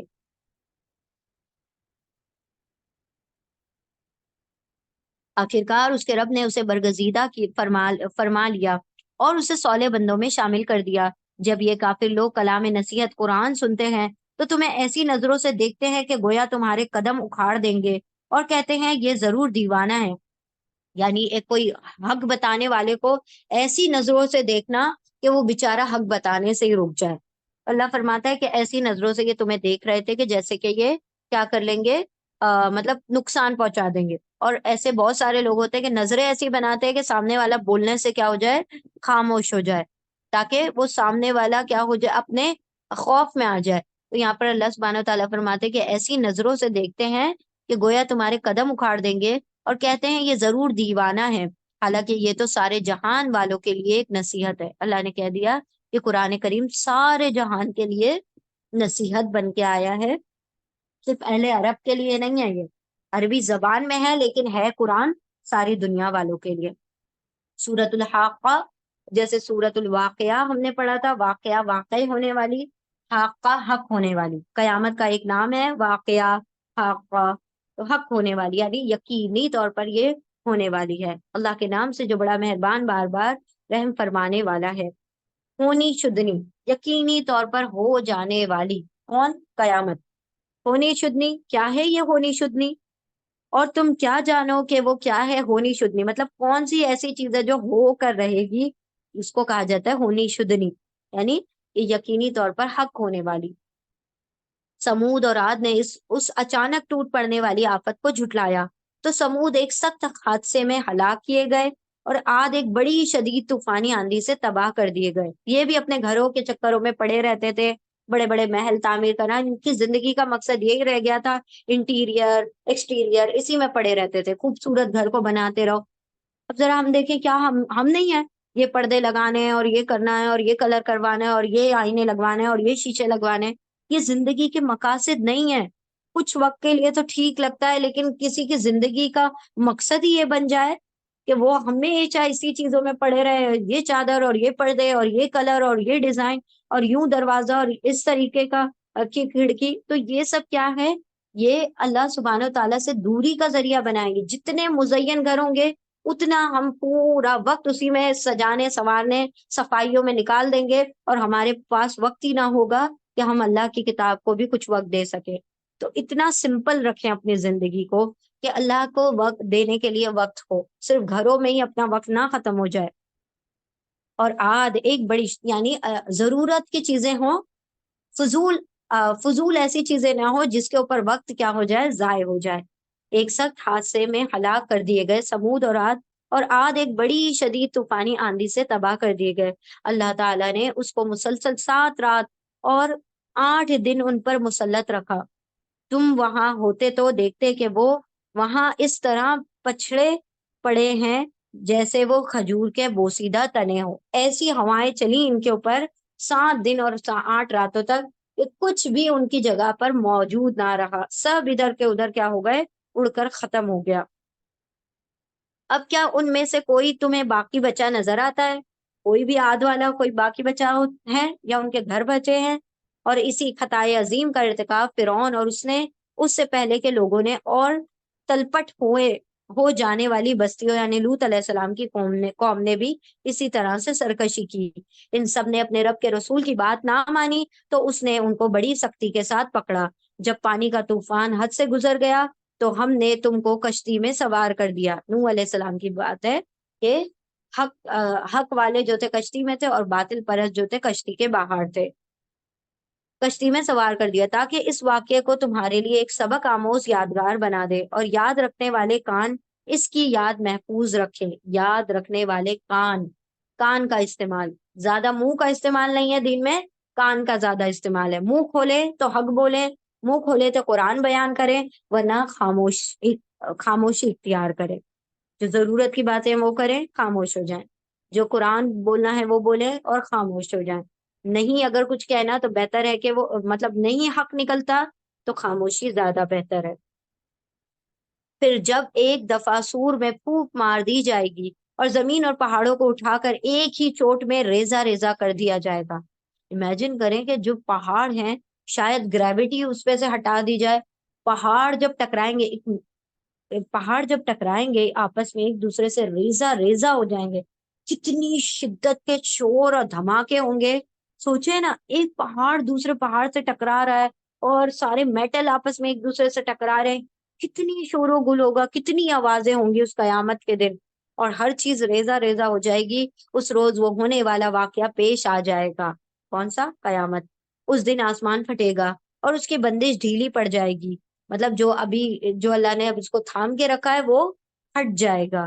فرشتے اس کے اطراف و جوانب میں ہوں گے، اور 8 فرشتے اس روز تیرے رب کا عرش اپنے اوپر اٹھائے ہوئے ہوں گے۔ اب 8 فرشتے یہ متشابہات میں سے ہے، اس کی بحث میں نہیں پڑنا ہے کہ 8 ہی کیوں، 10 کیوں نہیں، 6 کیوں نہیں، 2 کیوں نہیں، تو 8 اللہ نے کہہ دیا تو کہہ دیا، بس وہی ہمارے لیے کافی علم ہے اور ہم اس پر ایمان رکھتے ہیں۔ تو اللہ کے فرشتے قیامت کے دن اپنے رب کے عرش کو لے کر آئیں گے، 8 فرشتے، اور اللہ سبحانہ و تعالیٰ باقی تمام فرشتے نیچے اتر آئیں گے۔ وہ دن ہوگا جب تم لوگ پیش کیے جاؤ گے، تمہارا کوئی راز بھی چھپانا رہ جائے گا۔ اس وقت جس کا نامہ اعمال اس کے سیدھے ہاتھ میں دے دیا گیا، وہ کہے گا لو دیکھو پڑھو میرا نامہ اعمال۔ کیا بتایا؟ ابھی ہم نے کہا تھا نا، فلانٹ کرنے کی عادت ہوتی ہے انسان کو، انسان کی فطرت میں ہی ہے، تو کچھ اچھا نہیں کر لیا تو وہ لوگوں میں دکھانا شروع کر دیتا ہے، اس کی ڈینگیں مارنا شروع کر دیتا ہے، اس کو بیان کرنا شروع کر دیتا ہے۔ تو یہ چیز ہم جنت کے لیے رکھ لیں، یہ چیز ہم قیامت اور نامہ اعمال کی خوبصورتی کے لیے رکھ لیں کہ جس دن اللہ سبحانہ و تعالیٰ ہمیں یقینی طور پر کامیاب کرے گا، اس دن ہم فلانٹ کریں گے، اس دن ہم اپنے ریزلٹس کو سب کو دکھائیں گے۔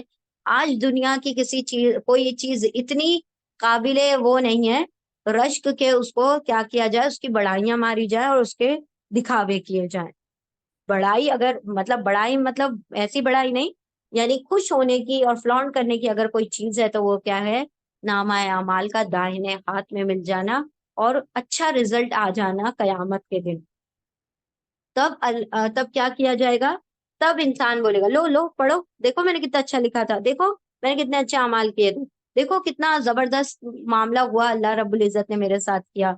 میں سمجھتا تھا کہ مجھے ضرور اپنا حساب ملنے والا ہے، تو جس نے سمجھ لیا کہ مجھے حساب ملنے والا ہے تو وہ کیا کرے گا، اس کی تیاری کرے گا، بس وہ دل پسند عیش میں ہوگا، عالی مقام جنت میں جس کے پھلوں کے گچھے جھکے پڑے ہوں گے۔ ایسے لوگوں سے کہا جائے گا مزے سے کھاؤ اور پیو اپنے ان اعمال کے بدلے جو تم نے گزرے ہوئے دنوں میں یعنی دنیا میں کیے ہیں۔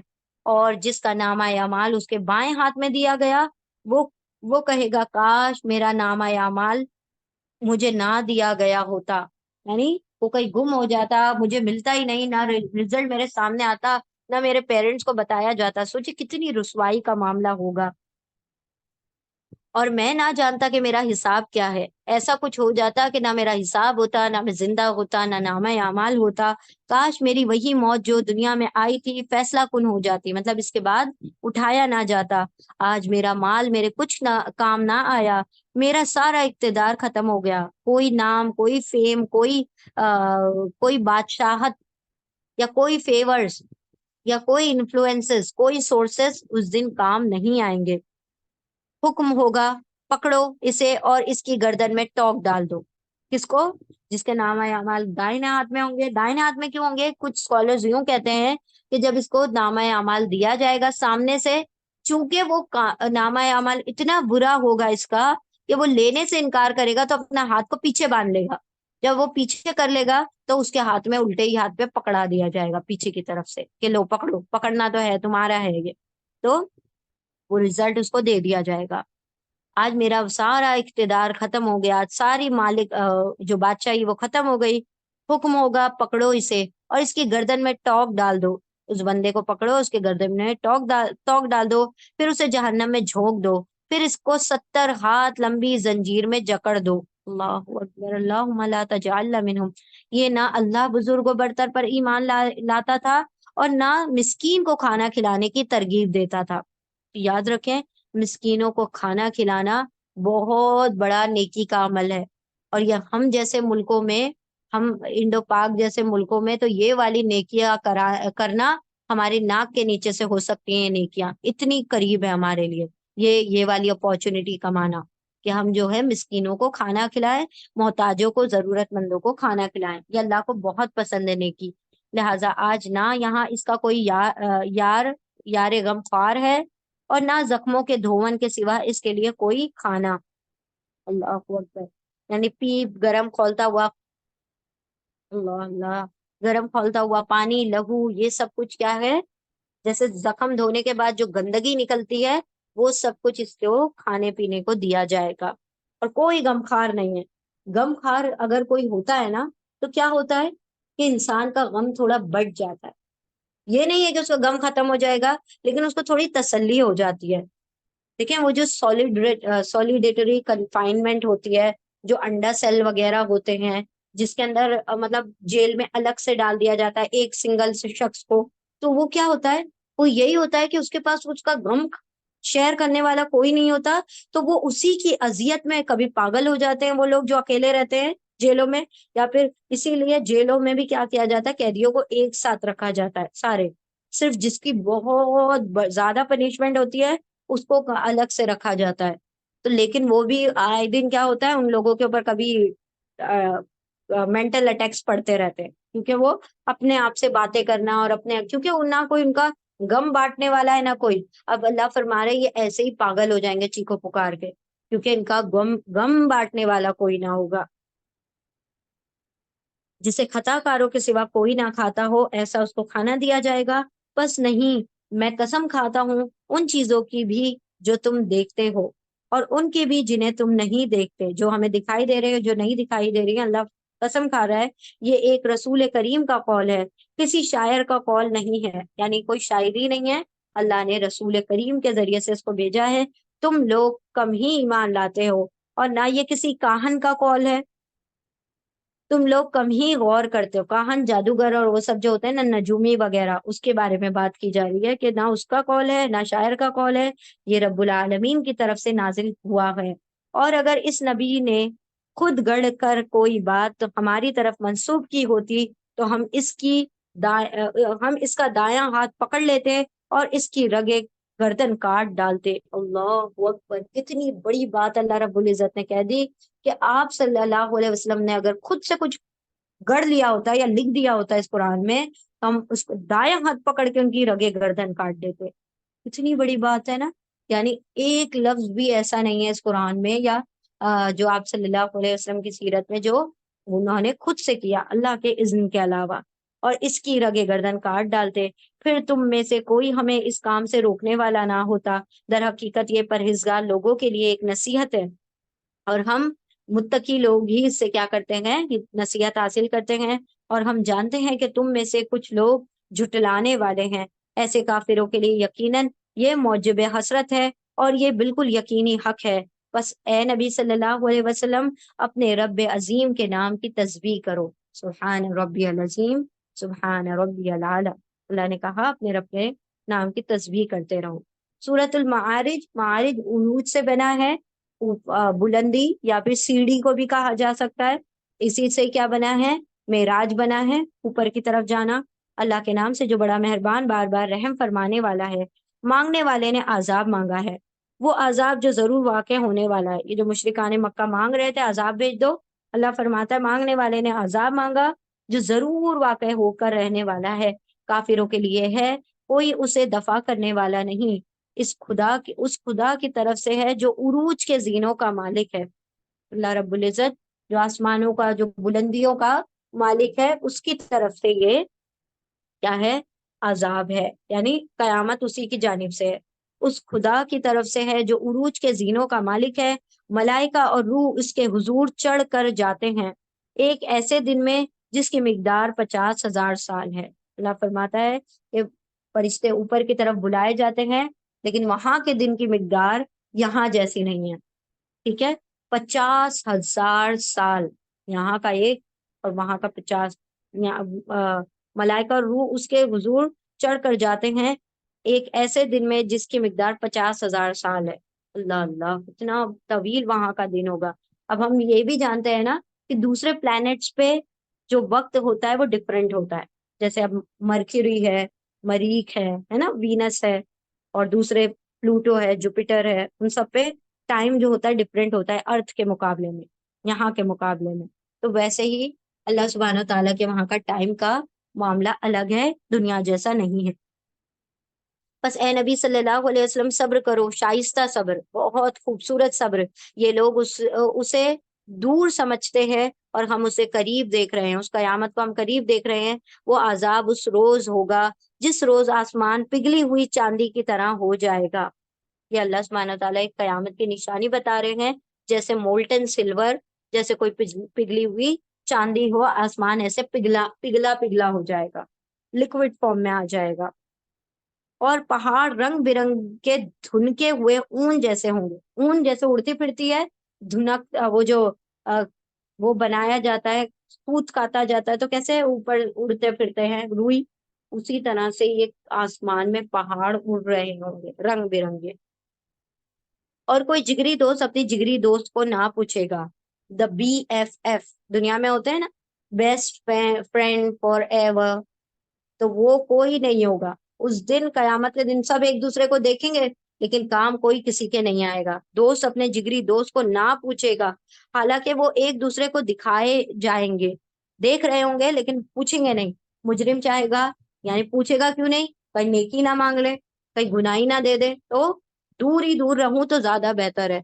देख देख के इग्नोर कर रहे होंगे कि ये कहीं कुछ मांग ना ले, हालांकि वो एक दूसरे को दिखाए जाएंगे। मुजरिम चाहेगा कि इस दिन के अजाब से बचने के लिए अपनी औलाद को, अपनी बीवी को, अपने भाई को, अपने करीब तरीन खानदान को जो उसे पनाह देने वाला था, और रुए जमीन के सब लोगों को फिदिये में दे दे, और ये तदबीर उसे निजात दिला दे। यानी जिन जिन से मैंने मोहब्बत की थी, जिन जिन के लिए क्या किया था, नाफरमानी की थी, आज सबको क्या करने को तैयार है, फिदिये में देने को तैयार है। अल्लाह रब्बुल इज्जत से रिहाई के बदले में कंपनसेशन देने को तैयार है। हरगिज नहीं, वो तो भड़कती हुई आंख की लिपट होगी जो गोश्त पोस्ट को चाट डालेगी। क्या होता है, इंसान में जो दुनिया में जो आग लगती है वो सिर्फ स्किन तक महदूद होती है। या यहाँ पर अल्लाह फरमा रहे हैं ऐसी आग होगी जो अंदर अंदर तक पेनिट्रेट कर जाएगी, गोश्त पोस्ट तक को भी साफ कर देगी। पुकार पुकार कर अपनी तरफ बुलाएगी हर उस शख्स को जिसने हक से मुंह मोड़ा और पीठ फेर दी, यानी जहन्नम पुकार पुकार कर बुलाएगी। अल्लाह अकबर। इंसान थुड़विला पैदा किया गया है, जब उस पर मुसीबत आती है तो घबरा उठता है, यानी कि ऐसा इमोशनली वीक है। थुड़विला मतलब इमोशनली बहुत वीक है, जज्बात बड़े कमजोर है। जैसे ही इस पे मुसीबत आती है घबरा उठता है, और जब उसे खुशहाली नसीब होती है तो बुखल करने शुरू कर देता है। यानी नेकी में कुछ माल और दौलत मिलेगी तो इतना कंजूस हो जाएगा, अपने माल को गिन गिन कर रखेगा, और अपना एटीट्यूड एटीट्यूड एक अलग हो जाएगा उसका। अल्लाह फरमाता है कि जो बुखल करने लगता है, मगर वो लोग इस ऐप से बचे हुए हैं जो नमाज पढ़ने वाले हैं। अल्लाह ने बता दिया कि माल का और औलाद का तकब्बुर भी उसको मिलेगा जो दीन से दूर होगा, जो दीन से करीब होगा, वो इन तमाम चीजों का तकब्बुर ना करेगा। अल्लाह की याद के लिए जो नमाज कायम करता रहेगा, उसे इन तमाम चीजों का कोई भी परवाह ना होगी। जो नमाज पढ़ने वाले हैं, जो अपनी नमाज की हमेशा पाबंदी करते हैं, जिनके मालों में साइल और महरूम का एक हक मुकर्रर है, यानी साइलों सवाल करने वाले महरूमों को खिलाते पिलाते हैं और उनका हक अदा करते हैं माल के जरिए से। जो रोजे जजा को बरहक मानते हैं, जो अपने रब के अजाब से डरते हैं, क्योंकि उनके रब का अजाब ऐसी चीज नहीं है जिससे कोई बेखौफ हो। अल्लाह ने फरमा दिया, इतने आराम से ना हो जाओ, तुम्हारे रब का अजाब बहुत सख्त है। जो अपनी शर्मगाहों की हिफाजत करते हैं, बजुज अपनी बीवियों या अपनी ममलूका औरतों के, जिनसे महफूज ना रखने में इनमें इन पर कोई मलामत नहीं। यानी अल्लाह ने बता दिया कि तुम्हारे लिए हलाल तरीका है बीवियां और तुम्हारी मलिकत ऐमान, जो दाहिने हाथ की कनीज है, वो तुम्हारे लिए हलाल है, बाकी सब तुम्हारे लिए हराम है। तो वो अपनी शर्मगाहों की हिफाजत करने वाले हैं। अलबत्ता जो इसके अलावा कुछ और चाहें, वही हद से तजावुज करने वाले हैं। जो अपनी अमानतों की हिफाजत और अपने अहद का पास करते हैं, यानी अपनी अमानत, अल्लाह रब्बुल इज्जत ने जो भी अमानत दी है, अब वो अमानत कोई भी हो सकती है, माल की भी हो सकती है, बात की भी अमानत हो सकती है, कोई चीज की भी अमानत हो सकती है। जरूरी नहीं है कि हमेशा माल ही अमानत हो। कभी कभी इंसान अपना राज शेयर कर देता है, वो भी अमानत हुआ करती है। ठीक है। तो अल्लाह फरमाता है, वो जो अपनी गवाहियों में रास्तबाजी पर कायम रहते हैं, जो अपनी अमानतों की हिफाजत और अपने अहद का पास रखते हैं, वादा भी पूरा करते हैं, अमानतें भी लौटाते हैं, जो अपनी गवाहियों में रास्तबाज पर कायम है, रास्तबाजी पर, सीधे रास्ते पर कायम है, और जो अपनी नमाज की हिफाजत करते हैं। नमाज पढ़ लेना और उसकी हिफाजत करना दो मुख्तलिफ चीजें हैं। नमाज की हिफाजत का मतलब ये होता है कि इंसान नमाज पढ़ने के बाद ऐसे कोई गुनाह ना करे जिससे नमाज का अजर चला जाए। यह है नमाज की हिफाजत करना। नेकियां करना देखे कभी मुश्किल नहीं है। नेकियों पर नेकियां कर लेना बहुत आसान काम है, लेकिन नेकियों की हिफाजत करना ये बहुत मुश्किल काम है। जो अपनी गवाहियों में रास्तबाजी पर कायम रखते हैं, मतलब गवाही में, विटनेसिंग में कभी धोखा नहीं देते, और जो अपनी नमाज की हिफाजत करते हैं, ये लोग इज्जत के साथ जन्नत के बागों में रहेंगे। बस ए नबी सल्लल्लाहु अलैहि वसल्लम, क्या बात है कि ये मुनकरीन दाएं और बाएं से ग्रोह दर ग्रोह तुम्हारी तरफ दौड़े चले आ रहे हैं। ये इनमें से हर एक ये लालच रखता है कि वो नेमत भरी जन्नत में दाखिल कर दिया जाए। हरगिज नहीं, हमने जिस चीज से इनको पैदा किया है उसे ये खुद जानते हैं। अल्लाह ने बता दिया कि अल्लाह सुब्हानो तआला ने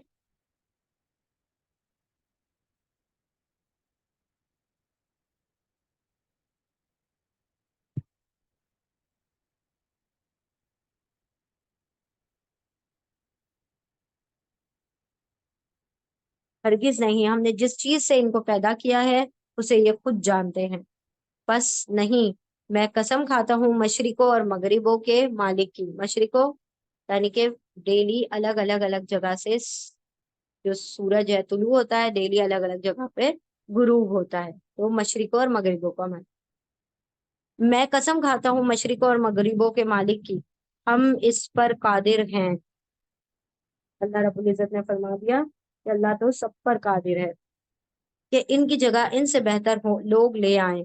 اور کوئی ہم سے بازی لے جانے والا نہیں ہے، لہٰذا انہیں اپنی بےہودہ باتوں اور اپنے کھیل میں پڑا رہنے دو، یہاں تک کہ یہ اپنے اس دن تک پہنچ جائیں جس کا ان سے وعدہ کیا جا رہا ہے۔ یعنی اللہ نے کہہ دیا جب تک جنت کا وعدہ ہے تب تک کیا کرتے رہو،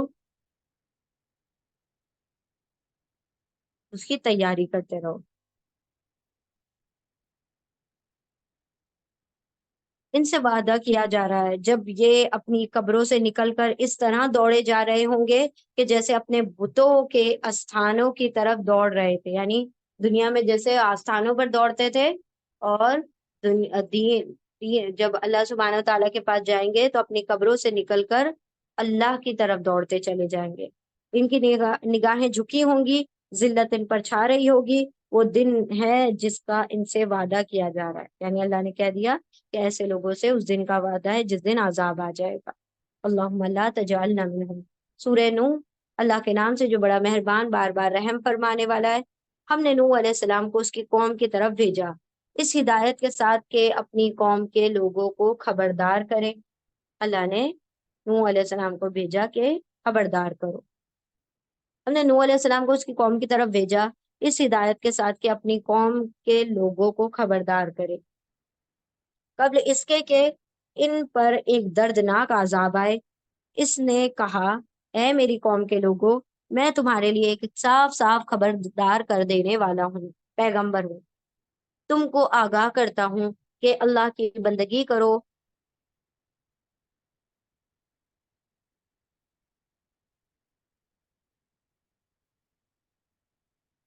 اللہ کی بندگی کرو اور اس سے ڈرو، اور اور میری اطاعت کرو۔ تو نبی کی اطاعت جو ہوتی ہے وہ اللہ ہی کی اطاعت ہوتی ہے۔ اور کیا کہا، خبردار کر دینے والا پیغمبر ہوں، تم کو آگاہ کرتا ہوں کہ اللہ کی بندگی کرو اور اس سے ڈرو اور میری اطاعت کرو، یعنی اللہ سے ڈرو اور نبی صلی اللہ علیہ وسلم کی اطاعت کرو۔ اللہ تمہارے گناہوں سے درگزر فرمائے گا اور تمہیں ایک وقت مقرر تک باقی رکھے گا۔ حقیقت یہ ہے کہ اللہ کا مقرر کیا ہوا وقت جب آ جاتا ہے تو پھر ٹالا نہیں جاتا۔ کاش تمہیں اس کا علم ہوتا۔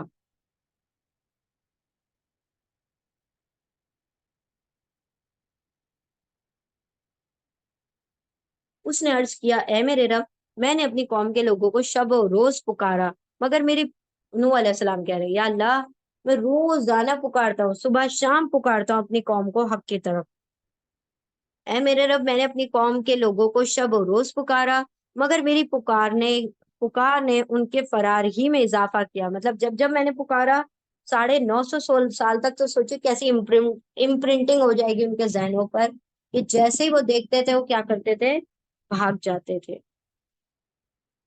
سننا بھی نہیں پسند کرتے تھے۔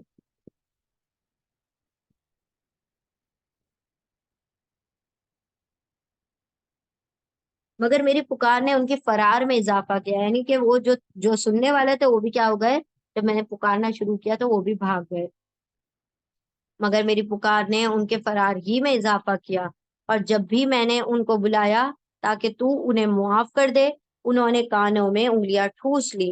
یعنی جب نوح علیہ السلام نے حق کی طرف لوگوں کو بلایا تو لوگوں نے کیا کیا، اپنی انگلیاں کانوں میں ٹھوس لی اور اپنے کپڑوں سے منہ ڈھانک لیے اور اپنی روش پر اڑ گئے اور بڑا تکبر کیا۔ پھر میں نے ان کو ہاں پکارے دعوت دی، پھر میں نے ان کو پکارے دعوت دی، دین کی دعوت دی۔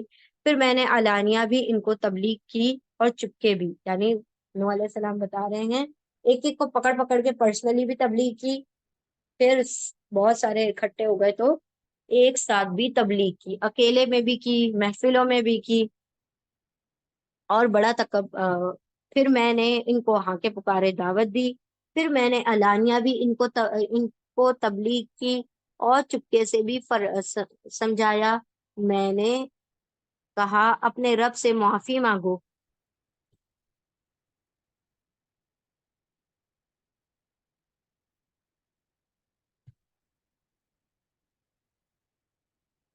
پھر میں نے علانیہ بھی ان کو تبلیغ کی اور چپکے چپکے بھی سمجھایا۔ میں نے کہا، اپنے رب سے معافی مانگو، بے شک وہ بڑا معاف کرنے والا ہے۔ وہ تم پر آسمان سے خوب بارشیں برسائے گا۔ نوح علیہ السلام کیا کہہ رہے ہیں اپنی قوم سے کہ تم کثرت سے استغفار کرو،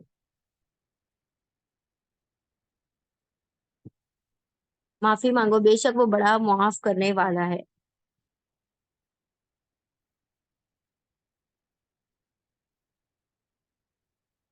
میں نے کہا اپنے رب سے معافی مانگو، کون کہہ رہا ہے؟ فَقُلْتُ اسْتَغْفِرُوا إِنَّهُ كَانَ غَفَّارًا يُرْسِلِ السَّمَاءَ عَلَيْكُمْ مِدْرَارًا۔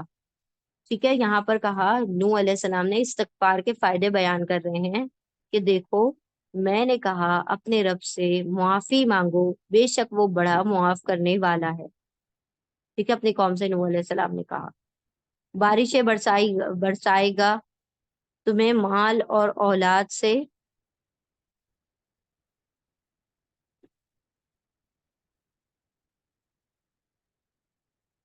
بسم اللہ الرحمن الرحیم، اعوذ باللہ من الشیطان الرجیم۔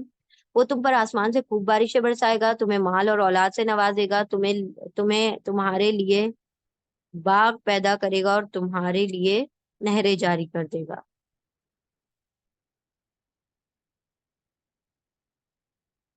اللہ نے کیا فرمایا کہ جو لوگ معافی مانگتے رہتے ہیں، استغفار کرتے ہیں، تو ان کے لیے کیا کیا فائدے ہیں؟ ایک تو یہ فائدہ ہے کہ وہ تم پر آسمان سے خوب بارشیں کرے گا۔ بارش اگر کروانی ہے اللہ سے استغفار کرو، تمہیں مال اور اولاد سے نوازے گا۔ جس کو مال میں اضافہ چاہیے وہ کثرت سے استغفار کرے، جس کو اولاد میں اضافہ چاہیے، جس کو نیک صالح اولاد چاہیے، وہ کثرت سے استغفار کرے۔ تمہارے لیے باغ پیدا کرے گا، جس کے باغوں میں کچھ کمی رہ گئی ہے وہ کثرت سے استغفار کرے۔ تمہیں کیا ہو گیا ہے کہ اللہ کے لیے تم کسی وقار کی توقع نہیں رکھتے، حالانکہ اس نے طرح طرح سے تمہیں بنایا ہے؟ کیا دیکھتے نہیں ہو کہ اللہ نے کس طرح 7 آسمان تہ بتہ بنائے اور ان پر چاند کو نور اور سورج کو چراغ بنایا، اور اللہ نے تم کو زمین سے عجیب طرح اگایا، اور اللہ نے تم کو زمین سے عجیب طرح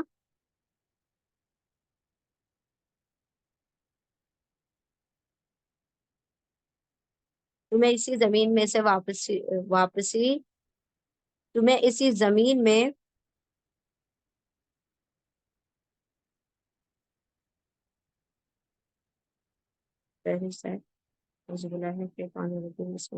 اور اللہ نے تم کو زمین سے عجیب طرح اگایا، پھر وہ تمہیں اسی زمین میں واپس لے جائے گا اور اس سے یکایک تم کو نکال کھڑا کرے گا۔ یعنی اللہ رب العزت نے مٹی سے پیدا کیا انسان کو، پھر اسی زمین میں دفنا دیا جائے گا، پھر اسی مٹی کے ذریعے سے دوبارہ پیدا کیا جائے گا، یکایک تم کو نکال کھڑا کرے گا۔ اور اللہ نے زمین کو تمہارے لیے فرش کی طرح بچھا دیا تاکہ تم اس کے اندر کھلے راستوں میں چلو۔ نوح علیہ السلام نے بیان کیا کہ استغفار کے اتنے فائدے ہیں کہ وہ مال بھی بڑھاتا ہے، اولاد بھی بڑھاتا ہے، اور بابرکت کر دیتا ہے زندگی کو، گناہ ہے وہ بھی معاف کر دیتا ہے، باقی بہت ساری چیزیں ہیں۔ تو استغفار کی کثرت جو ہے بارش و مال و دولت تمام چیزوں کے لیے فراوانی کا باعث بنتی ہے۔ نوح علیہ السلام نے کہا میرے رب، انہوں نے میری بات رد کر دی اور ان رئیسوں کی پیروی کی جو اللہ اور اولاد پر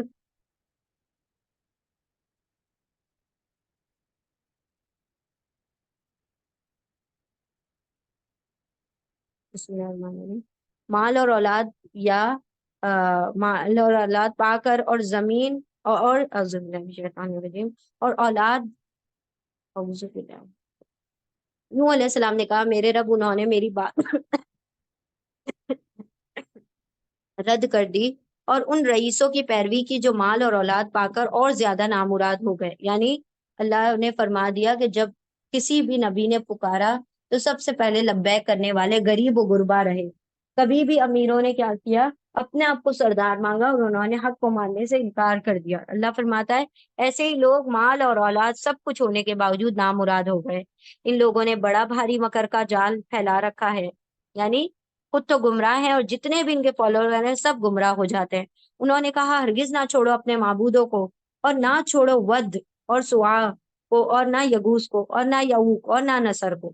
یہ وہ بت ہیں، یہ نوح علیہ السلام کے دور میں कुछ नेक लोग थे जिनके ये नाम थे। फिर क्या हुआ कि उन नेक लोगों के जो पेंटिंग्स थी, हाथ से ड्रॉ कर करके लोगों ने रख दी कि देखो याद रहना चाहिए ये नेक लोग हैं। कुछ अरसे बाद, कुछ जनरेशन में शैतान ने लोगों को ये वसवसा डाला, ये पेपर पे बना हुआ क्या करेंगे, इसको फ्रेम कर लेते हैं। फिर वो कुछ जनरेशन, कुछ अरसे बाद वो जो फ्रेम था, क्या हुआ, उसको लोगों ने बुत बना दिया, उसकी मूर्तियां बना दी। और इसी उसमें क्या हुआ कि जो बुत परस्ती थी वो स्टार्ट हो गई। यानी कि जो नेक लोग थे, अल्लाह के वली लोग थे, उसकी क्या की, तस्वीर बनाना शुरू की। और फिर वो कहीं जाके एंड अप इनटू मूर्ति पूजा। तो लोगों ने, बीच के जनरेशन में लोगों ने ये समझा कि ये नेक, पहली जनरेशन तो इसलिए संभाल के रखा था कि इनको देख के अल्लाह याद आए, नेकी करने का जज्बा मिले। बाद में बढ़ते बढ़ते बढ़ते बढ़ते वो इतनी शिद्दत पकड़ गया कि लोगों ने उसी को नाउजुबिल्लाह पूजना और खुदा बनाना शुरू कर दिया। वो फिर वो अल्लाह के वली ना रहे। तो यहाँ पर क्या कहा कि वध और सुआ को ना, उन्होंने कहा हरगिज ना छोड़ो अपने माबूदों को, ना छोड़ो वध को, ना सुआ को, ना यगूस को, ना यऊ को, ना नसर को। उन्होंने बहुत लोगों को गुमराह किया है, और तू भी इन जालिमों को गुमराही के सिवा किसी चीज में तरक्की ना दे। यानी नूह अलैहिस्सलाम दुआ कर रहे हैं कि या अल्लाह, ये तो बहुत लोगों को गुमराह कर रहे हैं अपनी मालो दौलत से, तो तू क्या कर, इनको तरक्की मत दे, वरना ये क्या करेंगे, और बहुत सारे को गुमराह कर देंगे। मूसा अलैहिस्सलाम ने क्या दुआ की थी, ए अल्लाह, ये तो अपने माल से फिरौन लोगों को गुमराह कर रहा है, अल्लाह से माल को तबाह कर दे। तो अल्लाह रब्बुल इज्जत ने फिर उन लोगों को गर्क कर दिया था। अपनी खताओं की बिना पर ही वो गर्क किए गए और आग में झोंक दिए गए। फिर उन्होंने अपने लिए अल्लाह से बचाने वाला कोई मददगार ना पाया। और नूह अलैहिस्सलाम ने कहा, मेरे रब, इन काफिरों में से कोई जमीन पर बसने वाला ना छोड़। नूह अलैहिस्सलाम ने दुआ कर दी कि अल्लाह अब काफिरों को बर्बाद कर दे, और सिर्फ ईमान वालों को दुनिया में छोड़, बाकी सबको क्या कर दे, खत्म कर दे। अगर तूने इनको छोड़ दिया तो ये तेरे बंदों को गुमराह करेंगे, और इनकी नस्ल से जो भी पैदा होगा बदकार और सख्त कार होगा।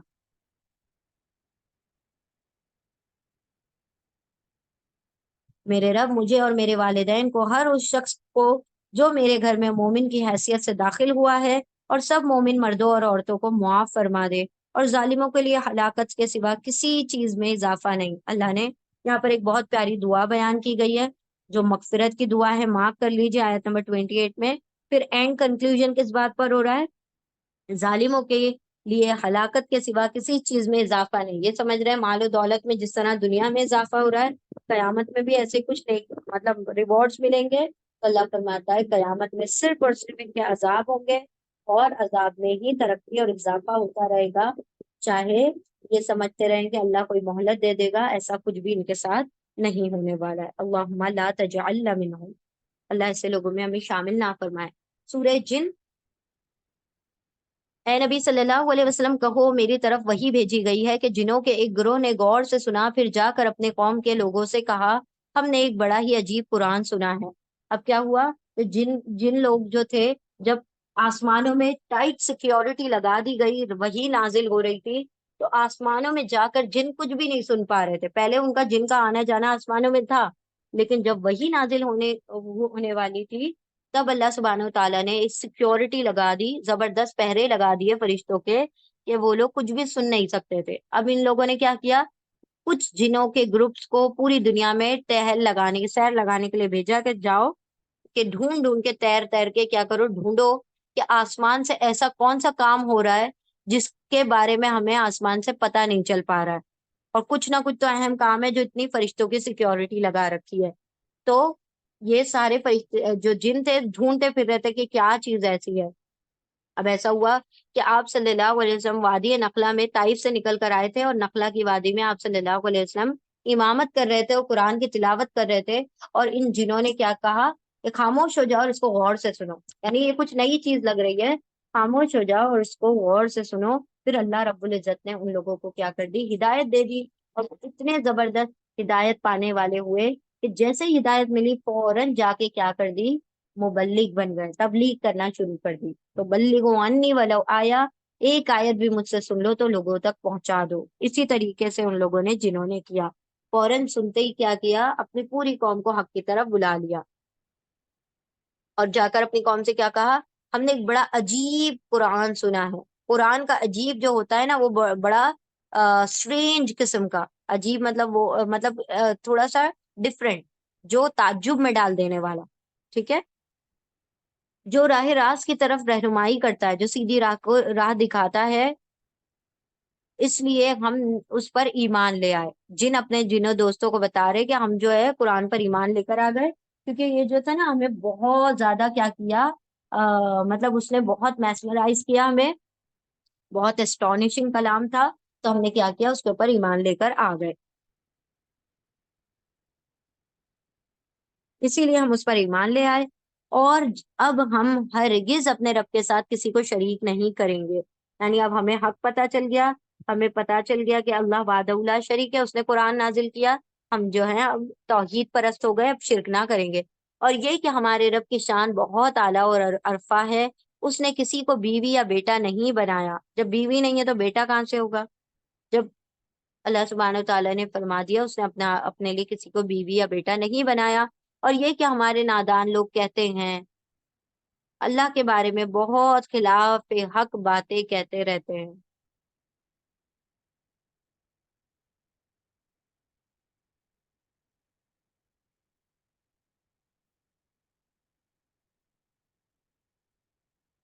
اور یہ کہ ہم نے سمجھا تھا کہ انسان اور جن کبھی خدا کے بارے میں جھوٹ نہیں بول سکتے، اور یہ کہ ہمارے نادان لوگ اللہ کے بارے میں بہت خلاف حق باتیں کرتے ہیں۔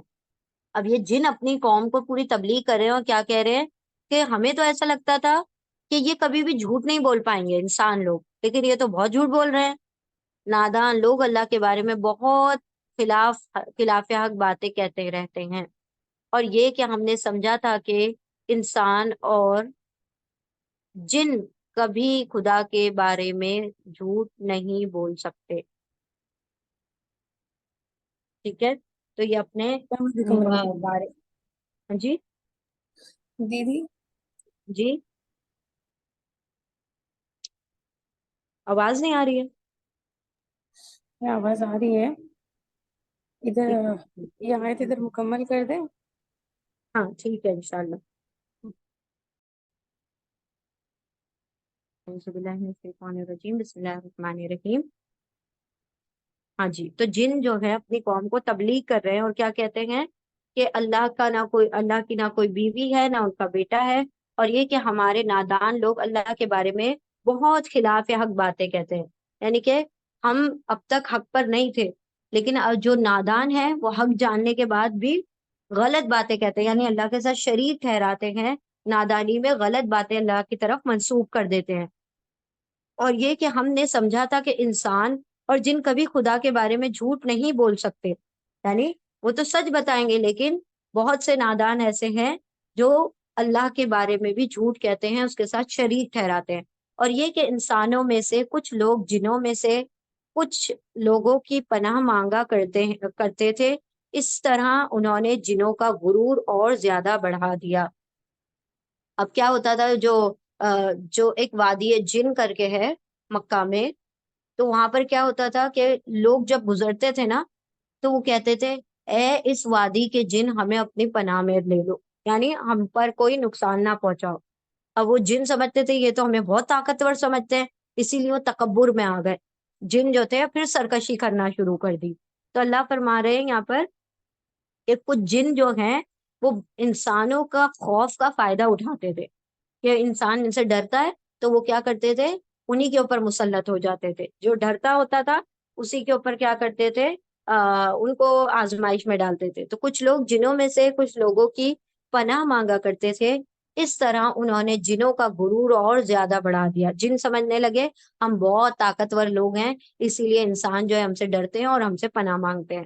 اور یہ کہ انسانوں نے بھی وہی گمان کیا جیسے تمہارا گمان تھا کہ اللہ کسی کو رسول بنا کر نہ بھیجے گا، یعنی جیسے جن سمجھ رہے تھے کہ کوئی رسول نہیں ہو سکتے، اسی طرح سے انسان بھی ایسا ہی سمجھ رہے تھے کہ کوئی رسول نہیں بھیجے گا اللہ۔ اور یہ کہ ہم نے آسمان کو ٹٹولا تو دیکھا کہ وہ پہرے داروں سے پٹا پڑا ہے اور شہابوں کی بارش ہو رہی ہے۔ کیا مطلب کہ پھر یہ جن سارا کچھ کنورسیشن کر رہے ہیں اپنی قوم والوں سے، اور کیا کہہ رہے ہیں کہ ہم جو تھے آسمان کی طرف گئے تو پورا آسمان جو تھا فرشتے کیا کر کے کھڑے ہیں، سیکیورٹی لگا کر کھڑے ہوئے ہیں، آسمانوں کو ٹٹولا، دیکھا پہرے دار لگے پڑے ہیں، اور جہاں دیکھو وہاں پر ستارے کیا کر رہے ہیں، شہاب کیا ہے؟ شہاب ایک ستارے کا نام ہے، جو کیا ہوتا ہے، یہ جنوں کا پیچھا کرتا ہے، جو کیا کر رہے ہوتے ہیں، سننے کی کوشش کر رہے ہوتے ہیں۔ تو بہت سارے جن، ایک دو جن نہیں، بہت سارے جن جو تھے آسمانوں میں کوشش کر رہے تھے کہ پہرا، ایسا ہوتا ہے نا کہ کچھ کیوریوسٹی ہوتی ہے اندر سے، ایک وہ ہوتا ہے کہ ہم تو دیکھ لیں، ہم تو دیکھ لیں یہ آیا کون ہے، کون سا سیلیبریٹی جا رہا ہے جس کی وجہ سے اتنا پہرا لگا ہوا ہے۔ تو یہ اسی کیوریوسٹی میں کیا کر رہے تھے، جا جا کے جھانک جھانک کر آسمان کی طرف دیکھ رہے تھے، پہرے لگے ہوئے تھے، اسی لیے وہ ستارے شہاب جو تھے وہ ان کا پیچھا کر کر کے ان کو مار بھگا رہے تھے۔ اور یہ کہ پہلے ہم سن گن لینے کے لیے آسمان میں بیٹھنے کی جگہ پا لیتے تھے، پہلے کان لگا کر پہلے باتیں سن لیتے تھے، آسمان میں کوئی نہ کوئی جگہ مل ہی جاتی تھی۔ مگر اب جو چوری چھپے سننے کی کوشش کرتا ہے وہ اپنے لیے گھات میں ایک شہاب ثاقب لگا ہوا پاتا ہے، مطلب ایک دمدار جلتا ہوا ستارہ اس کے پاس کیا کرتا ہے، اس کو مارنے کے لیے کھڑا رہتا ہے اگر کوئی کوشش بھی کرتا ہے سننے کی۔ اور یہ کہ ہماری سمجھ میں نہ آتا تھا کہ آیا زمین والوں کے ساتھ کوئی برا معاملہ کرنے کا ارادہ کیا گیا ہے، یا ان کا رب انہیں راہ راست دکھانا چاہتا ہے، یا تو اللہ کوئی عذاب دینے والا ہے، یا تو ان کے ساتھ کچھ نہ کچھ بہت بڑا اچھا کام ہونے والا ہے، یا تو ہدایت ملنے والی ہے ان کو، یا تو پھر یہ جو ہیں کیا کرنے والے ہیں، اللہ ان کو عذاب میں تباہ کرنے والا ہے۔ یہ سب کون کر رہا ہے؟ یہ جن جو سن کے گئے تھے نا باتیں، وہ اپنی قوم کو بیان کر رہے ہیں۔ اور یہ کہ ہم میں سے کچھ لوگ صالح ہیں اور کچھ اس سے فروتر ہے، ہم مختلف طریقوں میں بٹے ہوئے ہیں، یعنی جنہوں نے بھی بتا دیا کہ ہم بھی کیا ہیں، ایمان والے بھی ہیں، کافر بھی ہیں، مشرک بھی ہیں، یہود بھی ہیں، نصارہ بھی ہے، تو جن میں بھی اللہ کے فرما بردار ہیں اور اللہ کے نافرمان ہیں۔ اور یہ کہ ہم سمجھتے تھے کہ نہ زمین میں ہم اللہ تعالیٰ کو عاجز کر سکتے ہیں اور نہ بھاگ کر اسے ہرا سکتے ہیں، یعنی ہمیں پتا ہے کہ اللہ رب العزت کو ہرایا نہیں جا سکتا، اللہ کی پکڑ سے بھاگا نہیں جا سکتا۔ اور یہ کہ ہم نے جب ہدایت کی تعلیم سنی تو ہم اس پر ایمان لے آئے، یعنی یہ سب کتنی پیاری تبلیغ کر رہے ہیں، دیکھیں ایک ایک ورڈ اس کا، دیکھیں ان کے دلوں پر اتر رہا ہوگا، جنوں کے، دوسرے جنوں کے، اپنے قبیلے والوں سے یہ جب باتیں کر رہے ہیں کہ حق کی طرف بلانے کے لیے کیسے الفاظ استعمال کر رہے ہیں، کہ ہم نے جب ہدایت کی تعلیم سنی تو ہم اس پر ایمان لے آئے۔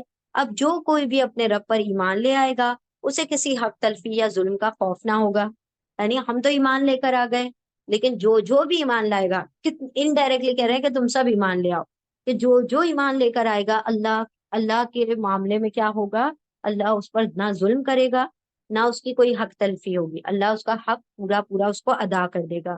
اور یہ کہ ہم میں سے کچھ مسلم اللہ کی اطاعت گزار ہیں اور کچھ حق سے منحرف، تو جنہوں نے اسلام اطاعت کا راستہ اختیار کر لیا انہوں نے نجات کی راہ ڈھونڈ لی۔ تو وہ کیا کہہ رہے ہیں، جن ہم میں کچھ مسلمان ہیں کچھ کافر ہیں، اور جو مسلمان ہیں وہ کیا ہیں، سیدھے راستے پر ہیں اور ان کو نجات مل گئی، یعنی ان کو جنت مل گئی، اور جو حق سے منحرف ہیں وہ جہنم کا ایندھن بننے والے، اور جو حق نہیں مانتے، جو حق سے ٹیڑھا چل رہے ہیں، وہ جہنم کا ایندھن بنیں گے، فیول بنیں گے۔ اور اے نبی صلی اللہ علیہ وسلم کہو مجھ پر یہ وحی بھی کی گئی ہے کہ لوگ اگر راہ راست پر، اب یہاں سے آپ صلی اللہ کی بات آ رہی ہے، اے نبی کہو مجھ پر یہ وحی بھی کی گئی ہے کہ لوگ اگر راہ راست پر ثابت قدمی سے چلتے تو ہم انہیں خوب سیراب کرتے، اگر لوگ اللہ کا فرما بردار بنتے تو اللہ ان کو خوب رزق دیتے، تاکہ اس نعمت سے ان کی آزمائش کریں، اور جو اپنے رب کے ذکر سے منہ موڑے گا اس کا رب اسے سخت عذاب میں مبتلا کرے گا۔ اللہ نے فرما دیا کہ جو لوگ اگر راہ راست پر ثابت قدمی سے چلتے تو ہم انہیں خوب سیراب کرتے۔ اللہ رب العزت رزق کا وعدہ کرتا ہے اللہ کی فرما برداری پر، اور جو نعمتوں کی ناشکری کرے اس کو آزمائش میں ڈال دیا جاتا ہے، جو منہ موڑنے والا ہے اس کا رب اسے سخت عذاب میں مبتلا کرتا ہے۔ اور یہ کہ مسجد اللہ کے لیے ہیں، لہٰذا ان میں اللہ کے ساتھ کسی اور کو نہ پکارو، اللہ کے ساتھ شریک نہ کرو۔ اللہ رب العزت نے مسجد اس لیے بنائی کہ خالص اس کا ذکر ہو، لیکن لوگ کیا کرتے ہیں؟ مسجدوں میں بھی شریک ٹھہرا دیتے ہیں۔ اور یہ کہ جب اللہ کا بندہ اس کو پکارنے کے لیے کھڑا ہوا تو لوگ اس پر ٹوٹ پڑے، پڑنے کے لیے تیار ہو گئے۔ یعنی جب آپ صلی اللہ علیہ وسلم وادی طائف میں گئے تو کس طرح سے اللہ سبحانہ وتعالیٰ نے طائف کا بارے میں بیان کیا ہے کہ اللہ، یہ جو طائف میں آپ صلی اللہ علیہ وسلم کے پیچھے شرارتی بچے لگا دیے گئے، وہ پتھر مار رہے تھے، آپ صلی اللہ علیہ وسلم کے پیروں سے خون جاری ہو گیا تھا، اتنا ان لوگوں نے ان کو تکلیف دی۔ اے نبی صلی اللہ علیہ وسلم کہو کہ میں تو اپنے رب کو پکارتا ہوں اور اس کے ساتھ کسی کو شریک نہیں کرتا۔ کہو میں تم لوگوں کے لیے نہ کسی نقصان کا اختیار رکھتا ہوں نہ کسی فائدے کا، بھلائی کا۔ یعنی آپ صلی اللہ علیہ وسلم کہتے ہیں میں اللہ کو پکارتا ہوں، شریک نہیں ٹھہراتا، اور میں صرف حق بتانے آیا ہوں، نفع نقصان کرنے کے لیے نہیں آیا ہوں۔ میں اپنی ذات کا نفع نقصان نہیں جانتا اللہ کے بارے میں، اللہ کے مقابلے میں تو کیسے میں تمہارے ذات کا جانوں گا؟ کہو مجھے اللہ کی گرفت سے کوئی نہیں بچا سکتا اور نہ میں اس کے دامن کے سوا کوئی جائے پناہ پا سکتا ہوں۔ یعنی اگر میں کچھ اللہ کے علاوہ کچھ اور کروں یا کسی اور کو پکاروں تو کیا ہوگا؟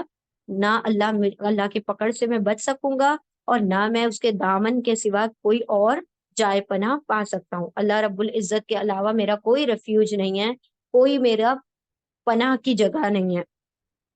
میرا کام اس کے سوا کچھ نہیں ہے کہ اللہ کی بات اور اس کے پیغامات پہنچا دوں۔ اب جو بھی اللہ اور اس کے رسول کی بات نہ مانے گا اس کے لیے جہنم کی آگ ہے، اور ایسے لوگ اس میں ہمیشہ رہیں گے۔ اللہ کے رسول کا کام کیا ہے؟ صرف بلاغ کا، پیغام پہنچانے کا، لوگوں کو جبرن حق پر لانے کا کام نہیں ہے، بلکہ ان کو حق بتا دینے کا کام ہے۔ یہ لوگ اپنی اس روش سے باز نہ آئیں گے یہاں تک کہ جب اس چیز کو دیکھ لیں جس کا ان سے وعدہ کیا جا رہا ہے، یعنی جب تک کہ عذاب یا موت یا قیامت کو نہ دیکھ لیں گے، جب تک ایمان نہ لائیں گے تو انہیں معلوم ہو جائے گا کہ کس کی مددگار کمزور ہیں اور کس کا جتھا تعداد میں کم ہے۔ یعنی ایسے لوگوں کو پتہ چل جائے گا کہ ان کے جو جھوٹے معبود تھے کتنے کمزور نکلے، اور ان کا جو جتھا تھا جس کے اوپر یہ غرور کرتے تھے کہ ہم بہت اولاد والے ہیں، بہت مال و دولت والے ہیں، سب کے سب کیا ہو جائیں گے؟ ان کو پیچھے چھوڑ دیں گے، مطلب ان کا کوئی ساتھ نہ دیں گے۔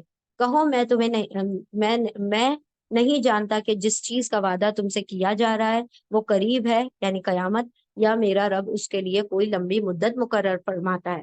یعنی قریب ہے یا دور اللہ کو پتا ہے، مجھے نہیں پتا۔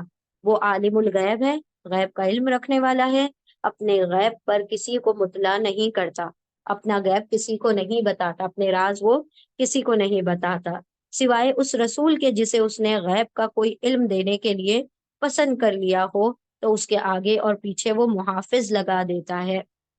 اللہ نے فرما دیا اگر اپنا غیب کا علم، اب غیب کے علم کا کیا مطلب ہے؟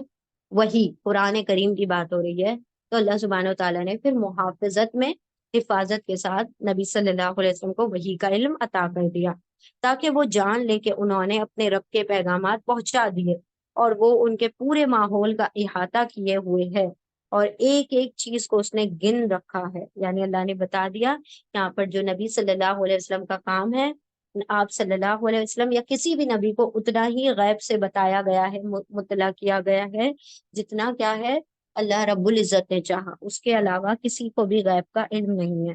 اللہ نے فرما دیا کہ اللہ کے رسول نے کہہ دیا میرا کام صرف پیغام پہنچا دینے کا ہے، اور اللہ سبحانہ و تعالیٰ نے جو مجھ تک وحی پہنچائی ہے وہ مجھے تم تک پہنچانے کا حکم دیا گیا ہے۔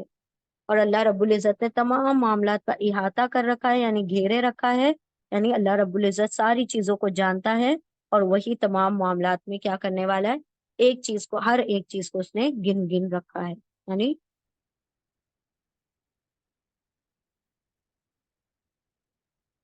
ہاں جی چلو ٹھیک ہے، ہر ایک چیز کو اس نے گن رکھا ہے، یعنی تمام معاملات کو، تمام چیزوں کو، دنیا کے ہر شے کو اللہ رب العزت نے وٹنس کر رکھا ہے۔ تو یہاں پر الحمدللہ ہم آدھا پارے پر رک جاتے ہیں، 5 ہماری صورتیں ابھی بھی باقی ہیں، انشاءاللہ ہم اس کو کل مکمل کر لیں گے اگر ممکن ہوا تو، ادروائز انشاءاللہ جیسے بھی آپ لوگ ڈسکس کر لیں آپس میں، پھر اس حساب سے ہم کرتے ہیں انشاءاللہ۔